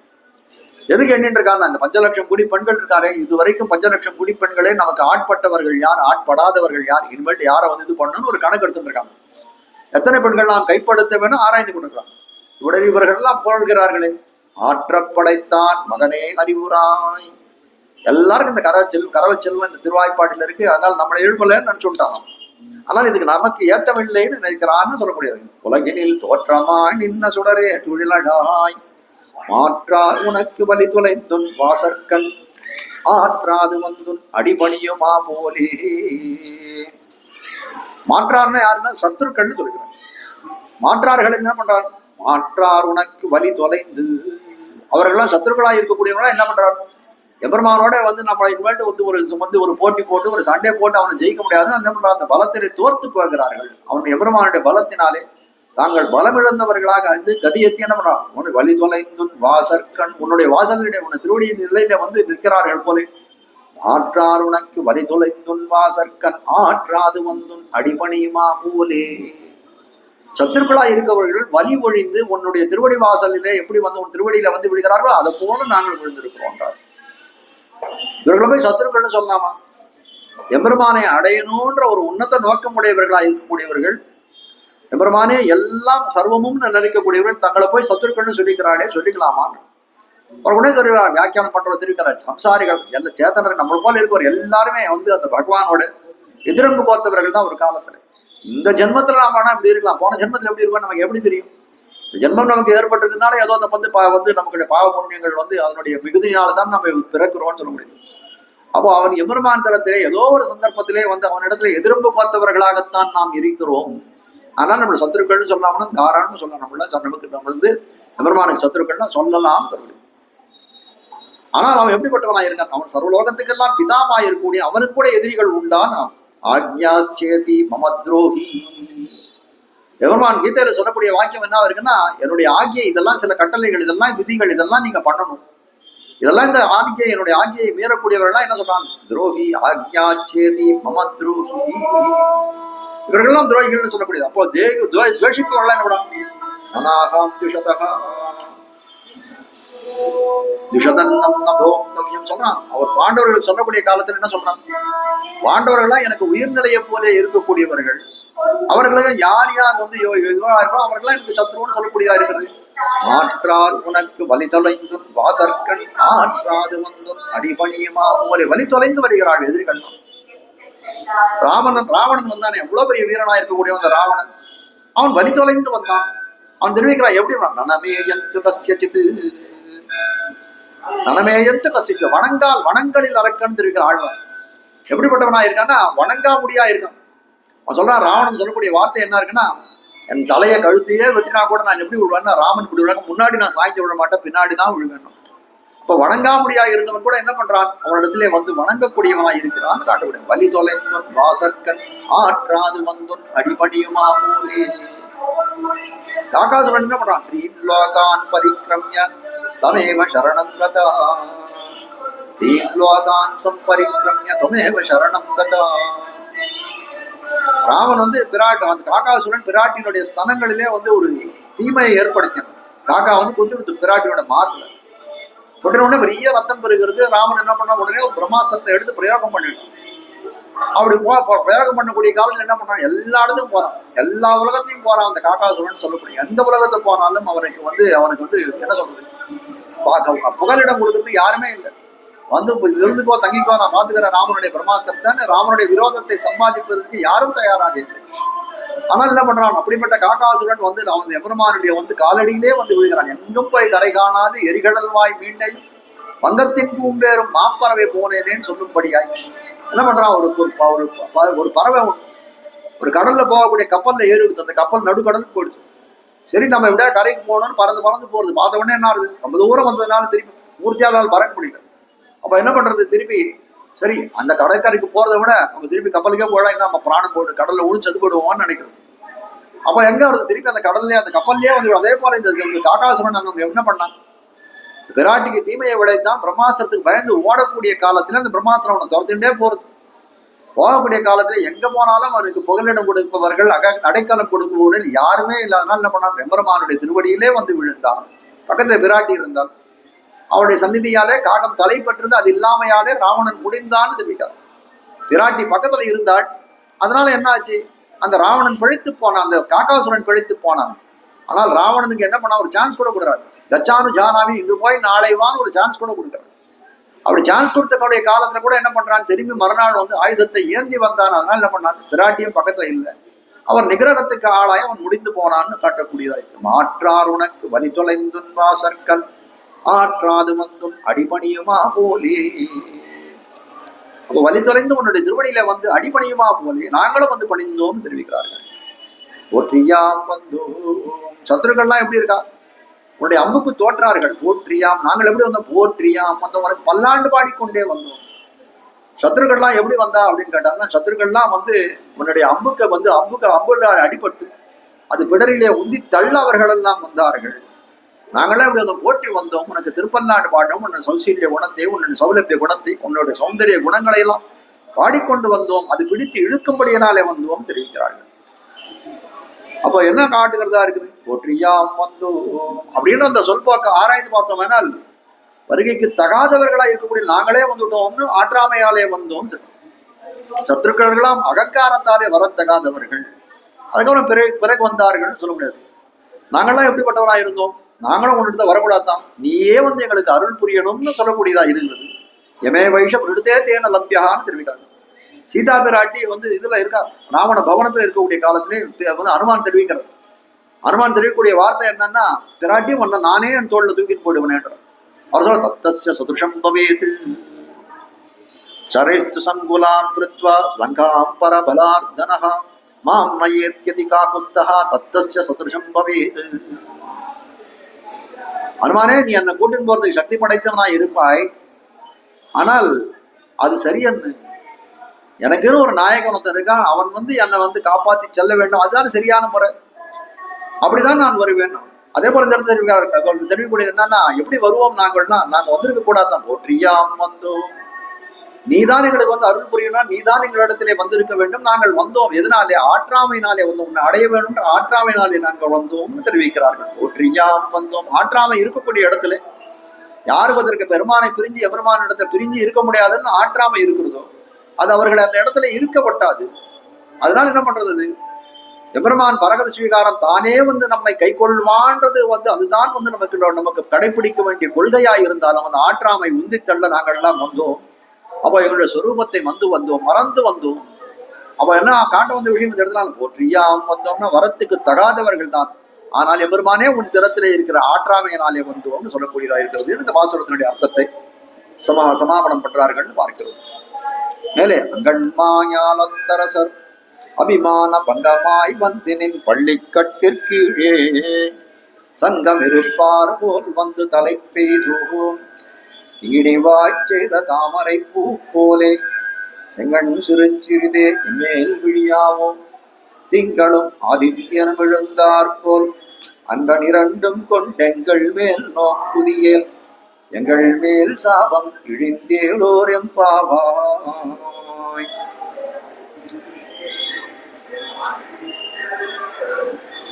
கீழே ஏத்தக்கலங்கள் எதிர்பொங்கி மீதளிப்பார். முடியக்கூடிய காலத்துல என்ன சொன்னார்கள்? மாற்றார் உனக்கு வலி தொலைந்து வாசற்கண் ஆற்றாது வந்து அடிபணியுமா போலே. சத்துருக்களா இருக்கக்கூடியவர்கள் எப்படி பண்றான்?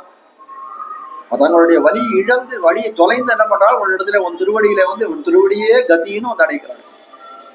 அப்ப காட்ட வந்த விஷயம் அந்த இடத்துல நமக்கு என்ன தெளிவாக தெரியக்கூடிய விஷயம் என்னன்னா, தெற்றன தெரியக்கூடிய விஷயம் என்னன்னா, புகழ் இல்லாமல் வந்தோம்.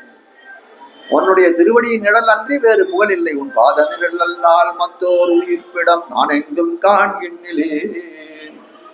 உன் திருவடி நிழல் தவிர ஒரு ஏதாவது ஒரு நிழல் இருக்குமா? அது மாதிரி நிழல் எதுவுமே எனக்கு தெரியலான்னு பெரியாடுவார். அதே போலதான் இவர்கள் எப்படி பண்றாங்க? புகழென்று இல்லாத வந்தார்கள் சொல்லக்கூடியதார். ஆனால் எபெருமான் என்ன நினைக்கிறான்?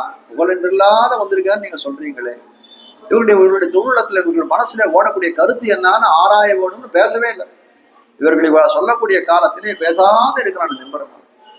தாய்ச்சிகள்லாம் தெரிவிக்கிறார், எம்பெருமானே என்ன நினைக்கிறாய்?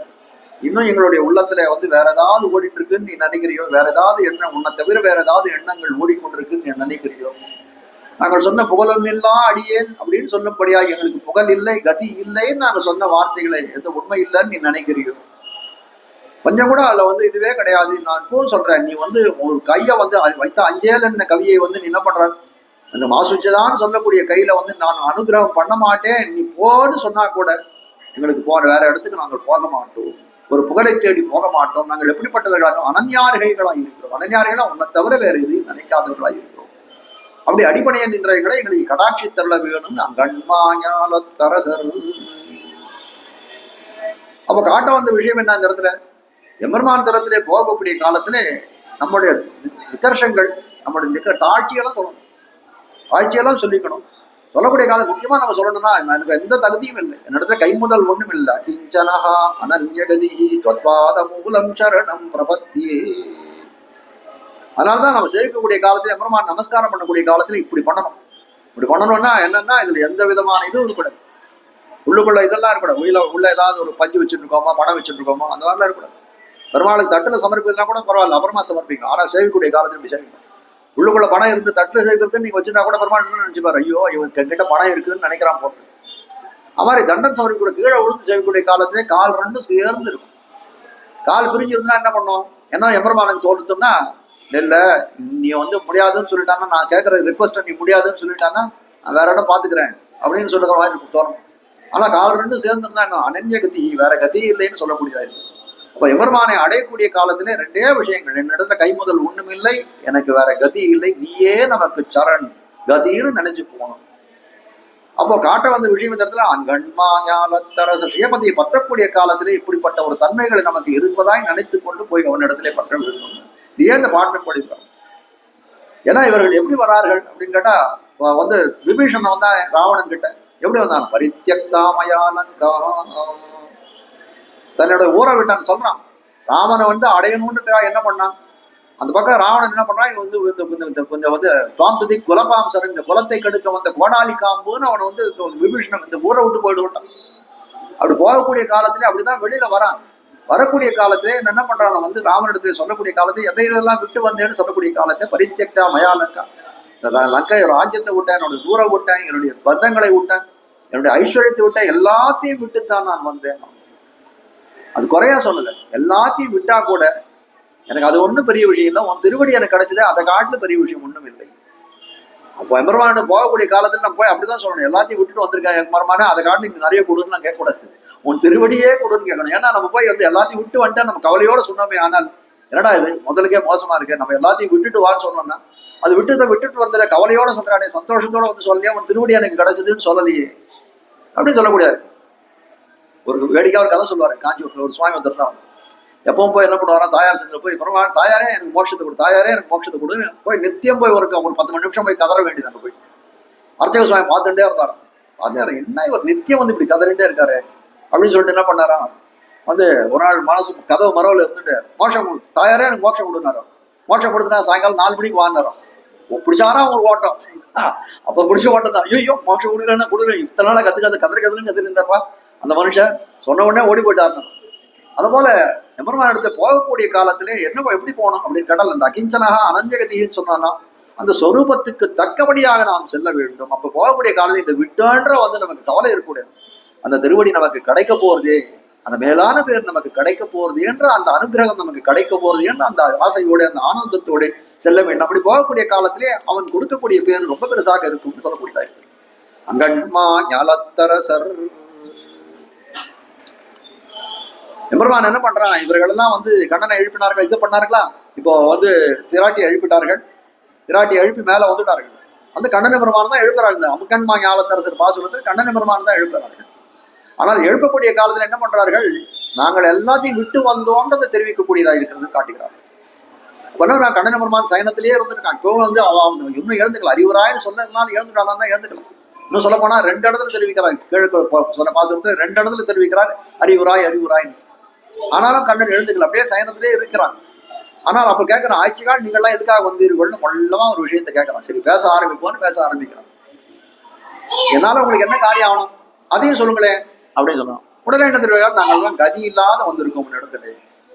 அங்கேயே சொன்ன மாற்றாரோனுக்கு வழி தொலைந்துன்னு சொன்னோம் இல்லையா, அதே மாதிரி இங்கேயும் சொல்றார்கள், நாங்கள்லாம் கதி இல்லாத வந்திருக்கோம். சரி கதி இல்லாத வந்திருக்கோம், என்ன தேவைன்னு கேட்டான். அதெல்லாம் எங்களுக்கு தேவை என்ன, உன்னுடைய கடாட்சி வீழ்ந்த உன்னோட திருக்கண்களாலே நல்ல குளிர நோக்க வேணும். இந்த பாசுரத்துக்கு என்ன, அங்கன்மா ஞாலத்தரசர் பாசுரத்துக்கு அர்த்தம் என்ன அப்படின்னு கேட்டால், ஒரு வரியில சொல்லுங்கன்னு கேட்டா எம்பெருமானுடைய திருக்கண் நோக்க நம்ம வேற படணும். அதுதான் சுருக்கமான ஒரு வரியில சொல்லக்கூடிய அர்த்தம், அதுதான் காட்டக்கூடியது. எப்படி இருக்குன்னா, நாங்க அதனுடைய திருக்கண் நோக்கம், உன்னுடைய கண் பார்வையில உன்னுடைய அருளுக்கு இலக்காக வேணும் தான் நாங்க வந்திருக்கோம் சொல்லக்கூடியது. கொண்டரோர் கருளி சோதிவாய் திறந்துன் தாமரை கண்களால் நோக்காய். எம்பெருமானிடத்தை சொல்லக்கூடிய காலத்துல எப்படி இருக்கும், தாமரை கண்களால் நோக்காய்.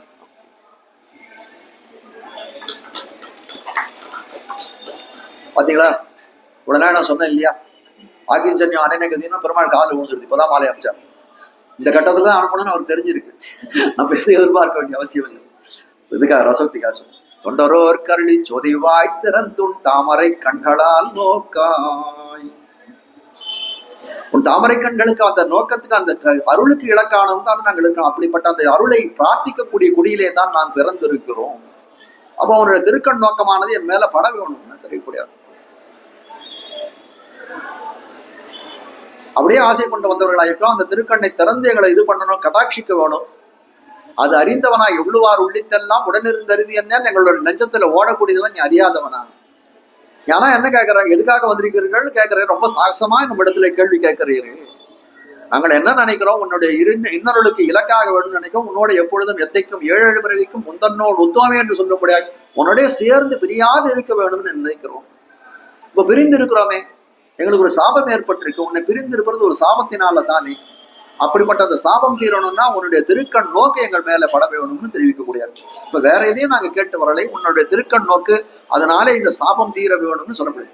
அங்கண்மாஞாலத்தரசர், அங்கண்மான அங்கண் மாஞாலம் அப்படின்னு பிரிச்சுக்கணும். அம்னா அழகியது, கண்ணுனா பெரிய பரப்பை உடைத்தா இருக்கக்கூடிய, மாஞாலம்னா அந்த பூமி பரப்பு, அழகிய விஸ்தரமாக இருக்கக்கூடிய இந்த பூமி பரப்பு பேர் அங்கண்மாஞாலம்னு பேர். அங்கண்மா ஞாலத்த அந்த அப்படிப்பட்ட பூமிக்கு சில அரசர்கள் இருக்கிறார்களே. அப்படிப்பட்ட அரசர்கள் என்ன பண்ணாலும் ஏதோ ஒரு மூலையில இருந்து ஆட்சி புரியக்கூடியவர்களாக இருக்கக்கூடியவர்கள். ஏதோ ஒரு சின்ன பிரதேசம், ஒரு 10 கிலோமீட்டர் இருக்கக்கூடிய ராஜ்யத்தை இருந்தா என்ன நினைச்சுக்கிறார்கள்லாம், இந்த பூமிக்கே, இந்த பூபதி நான், இந்த பூமிக்கே நான் தான் ராஜான்னு நினைக்கக்கூடியதா இருக்கு. அது அப்படிப்பட்ட ஒரு செருக்கு ஏற்படக்கூடியதாக இருக்கிறது. அந்த அபிமானம் அவர்களுக்கு ஏற்படுகிறது காட்டக்கூடியதாக இருக்கிறது. தேசிகன் வைராக்கிய பஞ்சகம், வைராக்கிய பஞ்சகம்னு ஒரு ஸ்லோகம் பண்ண, 5 ஸ்லோகங்கள் பண்ணது. அது எதனால பண்ணார் அப்படின்னு கேட்டால், அவர் தேசிகனோட வாசிச்ச வித்யாரண்யர் ஒரு பெரிய சுவாமி, அவர் ஒரு ராஜாவிடத்துல ஒரு பெரிய பதவியில இருக்கார்.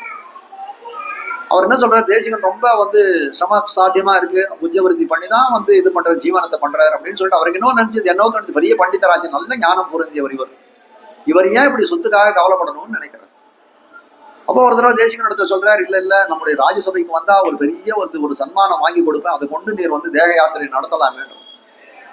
அவர் சொல்றாரு, அதெல்லாம் ஒண்ணு வேண்டாம் சுவாமி, எனக்கு என்ன குறவு, எனக்கு ஒன்றும் குறவு இல்லை, எங்க தாத்தா சம்பாதிச்சு வச்ச சொத்து நிறைய இருக்குன்னாலும். ஏன் சுவாமி தாத்தா சம்பாதிச்சு வச்ச சொத்து நிறைய இருக்குன்னா ஏன் சுவாமி உஞ்சவருத்தி பண்ணி உன்னுடைய ஜீவனத்தை நடத்துகிறீர் அப்படின்னு கேட்டாங்க. இல்ல அது தாத்தா சொத்து இருக்கு, நான் இல்லைன்னு சொல்லல. வஸ்து அஸ்திமே அஸ்தி சைலேஷா வஸ்து பைதாமகம் தனம். தாதா சொத்துன்னு சொன்னது எது தெரியுமா, அந்த திருவத்தி மாமலையில இருக்கக்கூடிய தேவாதிராஜன் தேவபெருமாள் தான் எங்க தாத்தா சம்பாதிச்ச சொத்து. நமக்கெல்லாம் தாத்தா யாருன்னா பிரம்மா தான், சதுர்முக பிரம்மா தான் நமக்கெல்லாம் தாத்தா, அவர் தான் பிதாமகன்.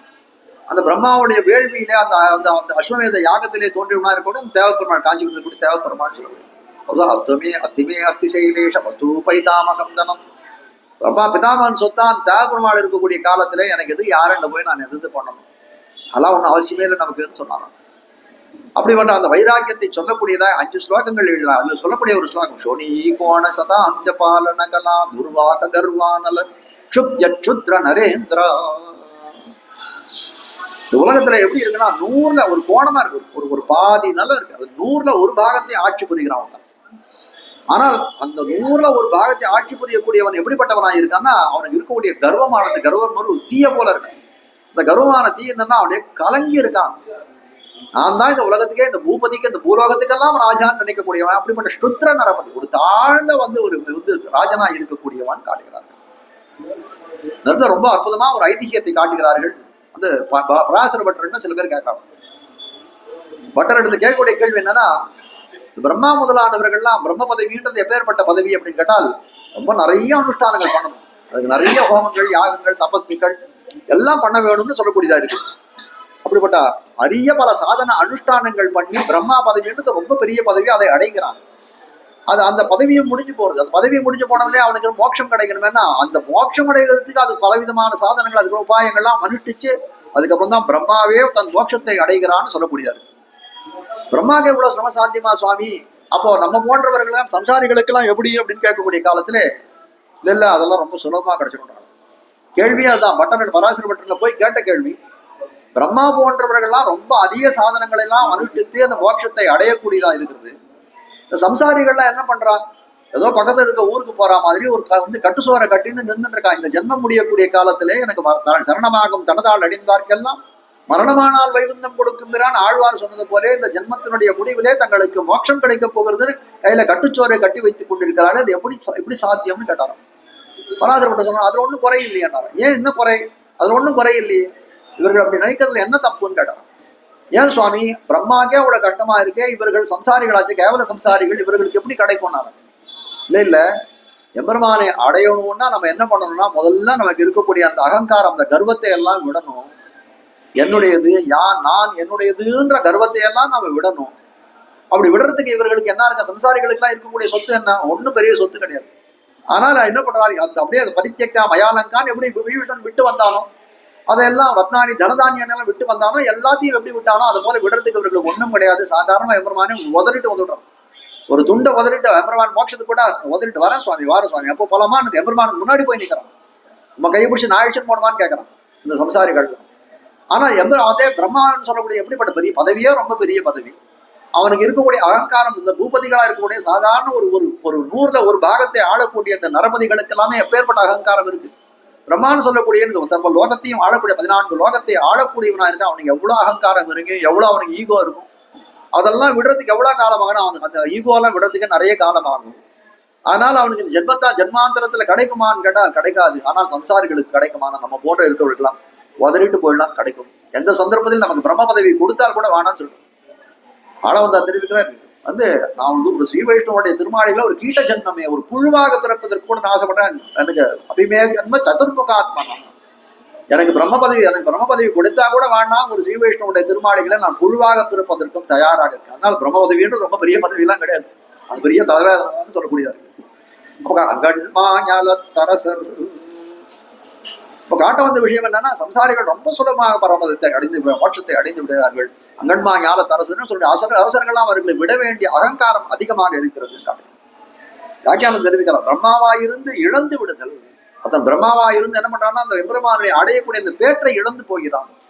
ஆனால் மற்றொரு பக்கத்துல பாருங்கள், இடைச்சியா இவர்கள்லாம் எப்படி இருந்தார்கள், இடைச்சியா இருக்கக்கூடிய இந்த எம்பெருமான இடத்துல கதறக்கூடியவர்கள், அவனை எழுப்பக்கூடியவர்கள் இருக்கக்கூடிய அப்படின்னா இடைச்சிகள், அறிவொன்னும் இல்லாத ஆய்குலத்திலே தோன்றியவர்களா இருக்கக்கூடியவர்கள் எப்படி இருக்காங்க. இடைச்சியாயிருந்தும் பெற்று விடுதல். எமரமான பெற்றார்கள், அவர்கள் பெற்ற செல்வம் யாரோ வேற யாரோ பெற்றிருப்பார்களான்னு சொல்லக்கூடியதா இருக்கு. அகன்மா ஞால தரசர். அப்போ எல்லாருக்கும் அந்த படைப்பு, எம்பெருமானுடைய படைப்புல பிரம்மா தொடங்கி சாதாரண ஒரு சிறு எறும்பு பிபீலிகா பரியந்தமா இருக்கக்கூடியதுன்னா எல்லாருக்கும் ஒரு போகஸ்தானம் இருக்கு, ஒரு போக்கிய பொருள் இருக்கு. எல்லாருக்கும் ஒண்ணு இருக்கு. எறும்புக்கு ஏதோ ஒரு கல்யம், எறும்பு ஏதோ ஒரு இறையை எடுத்துன்னு போறதா, தன் வாய்க்கு தக்க இறையை எடுத்து, அதனுடைய போக்கிய வஸ்து தானே. ஏதோ ஒரு கூட்டுல போய் இருக்கு, அதனுடைய போக்கிய ஸ்தானம் தானது. அதே போல பிரம்மாக்கு என்ன இருக்கு, சத்தியலோகம்னு ஒரு இடம் இருக்கு, அவனுக்கு எவ்வளவு போக்கிய பொருள்கள்லாம் இருக்கு. அப்ப எல்லாத்தையும் விட்டு செல்ல வேணுமே. அரசர்கள்லாம் எப்படி நினைக்கிறார்கள், ஈஸ்வரோகம் நானே கடவுள்னு நினைக்கக்கூடியதா இருக்கிறது. அப்ப அதெல்லாம் விட்டுட்டு போகணும்னு தெரியக்கூடியதா இருக்கிறது காட்டணும். அங்கன்மாயாலத்தரசர் அபிமான பங்கமாய், அபிமான பங்கமான்னு தெரிவிக்கிறார். அபிமான பங்கம்னா அந்த தங்களுக்கு இருக்கக்கூடிய அந்த அகங்காரங்களை எல்லாம் விட்டு வருகிறார்கள். கண் திறந்து அபிமான பங்கமாய் நின் பள்ளி கட்டு கீழே கண்ணன் எம்பெருமானுடைய அந்த திருவடி வாரத்திலே நிற்கிறார்கள். ராஜ்யம் நாம மகாவியாதிகி அச்சிகித்சியோ விநாசனஹா. ராஜ்யம்னு சொல்லக்கூடியது எப்படின்னா, ராஜபாரம்னு சொல்லக்கூடியது எப்படின்னா, ஒரு மகா வியாதி, பெரிய வியாதி, அதுக்கு மருந்தும் கிடையாது, அது தீரவும் தீராதுன்ற அப்படிப்பட்ட வியாதியா இருக்கக்கூடாது. ஏன்னா அது நம்முடைய அகங்காரத்தை ஏற்றி வைக்கக்கூடியதா இருக்குன்னு காட்டுகிறார்கள். தசவேஷ்யா சமோ கிருபஹா. ராஜாவா இருக்கக்கூடிய எப்படிப்பட்டவனா இருக்கா, 10 வேசிகளுடைய பாவத்தை தாங்கக்கூடியவனா இருக்கிறான்னு காட்டக்கூடியது. அப்படி ராஜா சுமக்கிறான்னு காட்டக்கூடியது. ஒரு நாயகமாய் ஓட உலகுடனாண்டவர் கருணாய் கவர்ந்த காலர் சிதகிய பானையர் பெருநாடு காண இம்மையிலே பிச்சைதாம் கொள்வர் திருநாரணம் தாழ் காலம் பெற சிந்தித்து. ஒரு 5 நிமிஷத்துல முடிச்சுடுறேன், அதிக அவசரம் எடுத்துக்கலாம். ஒரு நாயகமாய் ஓட உலகுடன். ஒரு காலத்து எப்படி இருக்கான், இந்த பூமி பிரதேசத்துக்கெல்லாம் நான் தான் பூபதினு நினைச்சு கொண்டிருக்கான். ஒரு நாயகமாய் ஓட உலகுடன் ஆண்டவர் போச்சு, செல்வம் ஒரு காலத்தை போயிடுச்சு. ஏதோ ஒரு போருக்கு போனா அடுத்த அந்நிய பிரதேசத்துல இருக்கக்கூடிய ராஜா என்ன பண்ணா, இவனை ஜெயிச்சு விட்டான். எல்லாம் என்ன பண்றான், பயந்து போய் ஓடி வரான். வருணாய் கவர்ந்த காலர். சாப்பாட்டுக்கு வழி இல்லை, பிச்சை எடுக்கணும். பிச்சை எடுக்கணும்னா வந்து கார்த்தால ராஜாவா இருந்தவன் கார்த்தால வேலை பொழுது விழிந்து இருக்கக்கூடிய காலத்தை போய் பிச்சை எடுக்க முடியுமா? ஆனால் ராத்திரி இருட்டின போறான், என்ன பண்றான்னா தன் மேல ஒரு கருப்பு துணியை போத்துன்னு போறான். போகக்கூடிய காலத்துல இருட்டுல கீழே ஒரு கருப்பு நாய் இருக்கு, அதுவும் தெரியல. இதுலயும் வந்து ரொம்ப போகக்கூடிய சாலையில பார்த்தா ஒரு இருட்டா இருக்கு, நாயும் கருப்பா இருக்கு. அது போய் நம்ம நாய் மேல காலை வச்சுருவோம், அந்த நாயை குறைச்சு கொடுத்துரும். ராஜான்னு தெரியுது தான் எனக்கு. கருணாய் கவர்ந்த காலர் கையில வந்து அந்த பிச்சைக்கு வாங்கின பிச்சைமா ஏதாவது அன்னங்கள் கொடுத்தா வாங்கிக்கணும். அது என்ன பண்றாங்க, உடஞ்ச சில்லு இருக்குமா, ஓட்ட சில்லு, அந்த பானையோட சில்லு, அந்த பானையோட சில்லு எடுத்துன்னு போறான், அந்த சராய் எடுத்துன்னு போறான். கருணாய் கவர்ந்த காலர் சிதைய பானை, அதே ஏதோ ஓட்ட சில்லு ஓட்டாஞ்சில் எடுத்துன்னு போறான். அதுவும் என்னாச்சு, நாய் கடிச்சு கீழே வந்து அதுவும் உடஞ்சி போயிடும். கருணாய் கவர்ந்த காலர் சிதைய பானையர், இதுதான் நிலைமை. பொருள் கை உண்டாய் செல்லக்கானில் போத்தி போத்தி என் நேர்த்தெழுவர். ஒரு போத்தி தான் இருக்கு சார், இதுன்னு சொன்னேன். மூலத்துல ஒரு போத்தி தான் இருக்கு, அடியன் 2 சொன்னேன். பொருள் அவன் கையில ஒருத்தனுக்கு ரூபாய் இருக்கு, ஆனா நானே ராஜா நானே மந்திரின்னு சொல்லும்படியாய் கூட இருக்கவரெல்லாம் என்ன சொல்றான், உன்னை போல இந்திரன் உண்டா சந்திரன் உண்டான் கையில பணம் இருக்கக்கூடிய காலத்துல. இருள்கொள் துன்பத்தின்மை காணில் திடீர்னு ஒரு நாள் என்ன ஆகுது, அவனுடைய வியாபாரம் எல்லாம் கவுந்து போகுது, பிசினஸ் எல்லாம் டவுன் அப்படின்னு ஒண்ணு என்ன ஆகுது, கையில பைசாவே கிடையாது. இருள்கொள் துன்பத்தின்மை காணில், அவனுக்கு பணம் போயிடுதான் கூட யாரும் கேட்க வருது, என்னே என்பாரும் இல்லை. ஒரு பணம் போயிடுதாண்டா போகாதடா கடன் கேட்பாருடான்னு சொல்லக்கூடியது. அப்படிதான் இந்த ராஜ பதவின்னு சொல்லக்கூடிய எப்படி இருக்குன்னா, புத்புதங்கள் ஜல புத்புதங்கள் போல இந்த வாழ்க்கை, இந்த சம்சாரம்னு சொல்லக்கூடியது ஜல புத்புதங்கள். ஜல புத்புதங்கள் என்ன, மழை பெய்யறது இல்லையோ, மழை பெய்யக்கூடிய காலத்துல கீழே ஜலம் இருக்கும், கீழே ஜலம் இருப்பதா நீர் குமிழி ஏற்படும். அந்த மழை அந்த ஜலத்துல போய் இந்த ஜலம் மழை ஜலம் போய் பட்ட உடனே ஒரு குமிழி ஏற்படும். அந்த குமிழியோட வாழ்க்கை எவ்வளவு காலம் இருக்கும் பாருங்க, அது பட்டு அந்த குமிழி வந்து உடனே போடும். அதை போலதான் நம்முடைய வாழ்க்கைன்னு சொல்லக்கூடியதா இருக்குது. அபிமான பங்கமாய் வந்து நின் பள்ளி கட்டிற்கீழே, அபிமான பங்கமாய் வந்து வந்தார்கள் இந்த ராஜாக்கள். அப்படிப்பட்ட ராஜாக்கள் அபிமானம் எல்லாம் தொலைந்து வந்தார், அகங்காரத்தெல்லாம் விட்டு வந்தார். ஐயோ இனிமேல்ட்டு நம்ம ராஜாவா இருக்கக்கூடாதையா அப்படின்னு சொல்லிட்டு அபிமான பங்கமாய் வந்துள்ளார்கள். ராஜபாரத்துல வெறுப்பு, பொதுவா ராஜபாரத்துல வெறுப்பு ஏற்பட்டா என்ன பண்ணுவாங்க இந்த ராஜாக்கள்லாம், என்ன பண்றா, அது வானப்பிரஸ்தம் சொல்லுடைய வனவாசத்துக்கு போயிடுவான் கடைசி காலத்துல. ஆனால் இவர்கள்லாம் என்ன பண்ணாங்க, இந்த ராஜாக்கெல்லாம் நல்ல காலம், இவர்கள்லாம் வனவாசத்துக்கெல்லாம் போல. அவருடைய ஒரு தௌர்பாகியம், நல்ல அவருடைய ஒரு பாக்கியம்னு தான் சொல்லணும், விசேஷம், பாக்கிய விசேஷம் தான். எம்பெருமான் திருவடிகளே வந்து சரணடைந்தார்கள், வந்து எம்பெருமான் திருவடிகளே வந்து சரணடைந்தார். அபிமான பங்கமாய் வந்தனில் பள்ளி கட்டிற்கு, ஏன்னா இதான் அவனுக்கு உஜ்ஜீவனத்துக்கு இடமா இருக்க கூட எம்பெருமான் திருவடி தான். வானப்பிரஸ்தத்துக்கு போனா கூட அவனுக்கு வந்து அந்த நிம்மதி கிடைக்குமா, அந்த பேரு கிடைக்குமா, கிடைக்காதுன்னு சொல்ல முடியாது. இப்ப கேட்கிறார்கள், அகங்காரம் எல்லாம் போயிடுத்து இவர்களுக்கு, எம்பெருமான் தரத்திலே பக்தி ஏற்பட்டு கொடுத்து. இப்படி இருக்கக்கூடிய காலத்துல இவர்கள் இருந்த இடத்துல இருக்க முடியாத, பக்தி பண்ணிட்டு ஏதோ இடத்துல இருந்துக்கலாமா, போய் எம்பெருமானுடைய அவருடைய திருவிழா வார்த்தையே உட்காந்துட்டு அவர் திருவிடையை பிடிச்சிட்டே இருக்கணுமா, எங்கேயோ ஒரு இடத்துல இருந்து கிருஷ்ணா ராமான்னு நினைச்சுட்டா கூட தான் பரவாயில்ல தானே, தப்பு இல்லையே, எம்பெருமான் என்ன அனுகிரகம் பண்ணாது போயிட மாட்டானா அப்படின்னு கேட்கிறார்கள். இப்படி கேட்கக்கூடிய காலத்தே அவர்கள் சொல்றானோ, இல்ல அதை பத்தி ஒண்ணும் இது இல்லை, எந்த இடத்துல இருந்தாலும் எம்பெருமான் அருளுக்கு ஒண்ணு இது கிடையாது, எந்த இடத்துல இருந்தாலும் அருள் புரிஞ்சுடுவான். ஆனால் நாங்க வெளியில போனோம்னா என்ன பண்ணுவோம், ஏதாவது ஒரு தேசத்தை ஒரு ராஜா தொலைஞ்சு போடுவான், இல்லாத போடுவான். உடனே சொல்லுவாங்க, நீ முன்னாடியே ராஜாவை இருந்திருக்கியே, உனக்கு நல்லா வந்து இந்த ராஜ்யத்தை நிர்வாகம் பண்ணக்கூடிய திறமை இருக்கேன்னு யாராவது கொண்டு திருப்பி கிரீடத்தை என் தலையில வச்சுட்டானே எனக்கு அகங்காரம் ஏறி போடுமே. அதனால எபெருமான் திருவடி வாரத்தை விட்டு நான் வரமாட்டேன். அபிமான பங்கமாய் வந்து நின் பள்ளி கட்டிற்கீழே. அப்ப திரும்பி வந்தவனால் எங்களுக்கு மதி கட்டு போகும், அகங்காரிகளாயிடுவோம், அந்த பேர்ல இருந்து விலகி போகக்கூடியதா இருக்கிறதுன்னு தெரிகிறார். அதனால என்ன பண்றார், அவர்கள் எல்லாம் வந்து அபிமான பங்கமாய் வந்த அரசர்கள்லாம் எப்படி பண்ணார், பிறர் கண்ணுக்கே தென்படாத வண்ணம் போய் வந்து எபெருமானுடைய சந்நிதியில பின்னாடி போய் ஒழிஞ்சு விட்டான். அதான் பார்த்தா கூட வந்து தெரியாது, எங்கேயோ ஒரு இடத்துல வந்து இந்த சன்னதியில பின்னாடி போய் அந்த பக்கத்துல எங்கேயா போய் ஒழிஞ்சுட்டா, அது மாதிரி பின்னாடி போய் எம்பெருமான் திருடி வாரத்தை போய் கண்ணுக்கு தோற்றாமல் இது பண்றார்கள். அப்படி கண்ணனுடைய பள்ளிக்கட்டின் கீழே வாழ்கிறார்கள் தெரிவிக்கிறார்கள். பரதாழ்வான் இருந்தானே, பரதாழ்வான கீழே ஒரு தடவை ஒரு சமயம் சொன்னேன், பரதாழ்வான் என்ன பண்ணான்னா அர்த்தராத்திரியில தான் சரிவில் போய் குளிப்பான். எதனால அர்த்தராத்திரியில போய் குளிப்பான் அப்படின்னு கேட்டால், அந்த ஊர்ல இருக்கக்கூடியவரெல்லாம் என்ன பண்ணுவாங்கன்னா, கார்த்தால வேலை பொழுது புலர்ந்து பரதன் நடந்து போனானே ஆனா இல்ல வண்டியில போறானோ என்ன பண்ணான்னா, ஊர்ல இருக்கவாள்லாம் சொல்லுவாளா, அண்ணனை காட்டி காமிச்சு பாவி போறான் பாரு. அதனால அதுக்கு அந்த பழிக்கு வந்து பரதன் வாஸ்துதான் பாவம், பரதனுடைய குற்றம் என்ன, ராமாயண கதை படிச்சவனு நல்லாவே தெரியும். அயோத்தியால இருக்க ராமன் வாழ்ந்த காலத்திலே, ராமன் இருந்த காலத்திலே, பரதன் இருந்த காலத்திலே அயோத்தியில இப்படி யாராவது சொல்லியிருப்பாரான்னு தெரியல. ஆனால் அந்த ஒரு குற்ற உணர்ச்சி பரதனுக்கு இருந்திருக்கும் கண்டிப்பா. அந்த அயோத்தியால யாரும் சொல்லியிருக்க மாட்டார், ராமோ ராமோ ராமயதி பிரஜானாம் அபவன் கதா ராமபூதம் ஜெகத்பூது ராமோ ராஜ்யம் பிரசாசத்தின்னு சொல்லும்படியாய் அந்த எல்லாத்தையும் ராமன் இல்லாத ராமன் தொட்டுக்காக இந்த உலகத்துல வந்து அயோத்தியால வந்து இருக்கக்கூடிய பிரஜைகளுக்கு எந்த எதுவும் கிடையாது. அப்படிப்பட்டவர்கள் ஒருவேளை பரதன் ஒன்றும் சொல்லிருக்க மாட்டார். பரதனுக்கு குற்ற உணர்ச்சி, நம்மள சொல்லுவாளோ என்னவோன்னு நினைச்சிட்டு இருக்கலாம். ஆனா அர்த்தராத்திரியில போய் வந்து தீர்த்தம் ஆடக்கூடியவா இருக்கா, அதனால அவருக்கு ஒரு பழிச்சொல் ஏற்படும்னு பயந்தான்னு பார்க்கிறோம். சரி, அது உண்மையோ பொய்யோ அது இருக்கணும், அது விவக்ஷிதம் இல்லை இந்த இடத்துல. ஆனால் வந்து லக்ஷ்மணன் இருந்தாங்க, லக்ஷ்மணனை யாராவது ஒருத்தர் குத்தம் சொல்லியிருப்பார்களா? யாராவது ஒருத்தர் குத்தம் சொல்லியிருப்பார்களா? அத்தனை யாராவது லக்ஷ்மணனை யாருமே குற்றம் சொன்னது கிடையாது.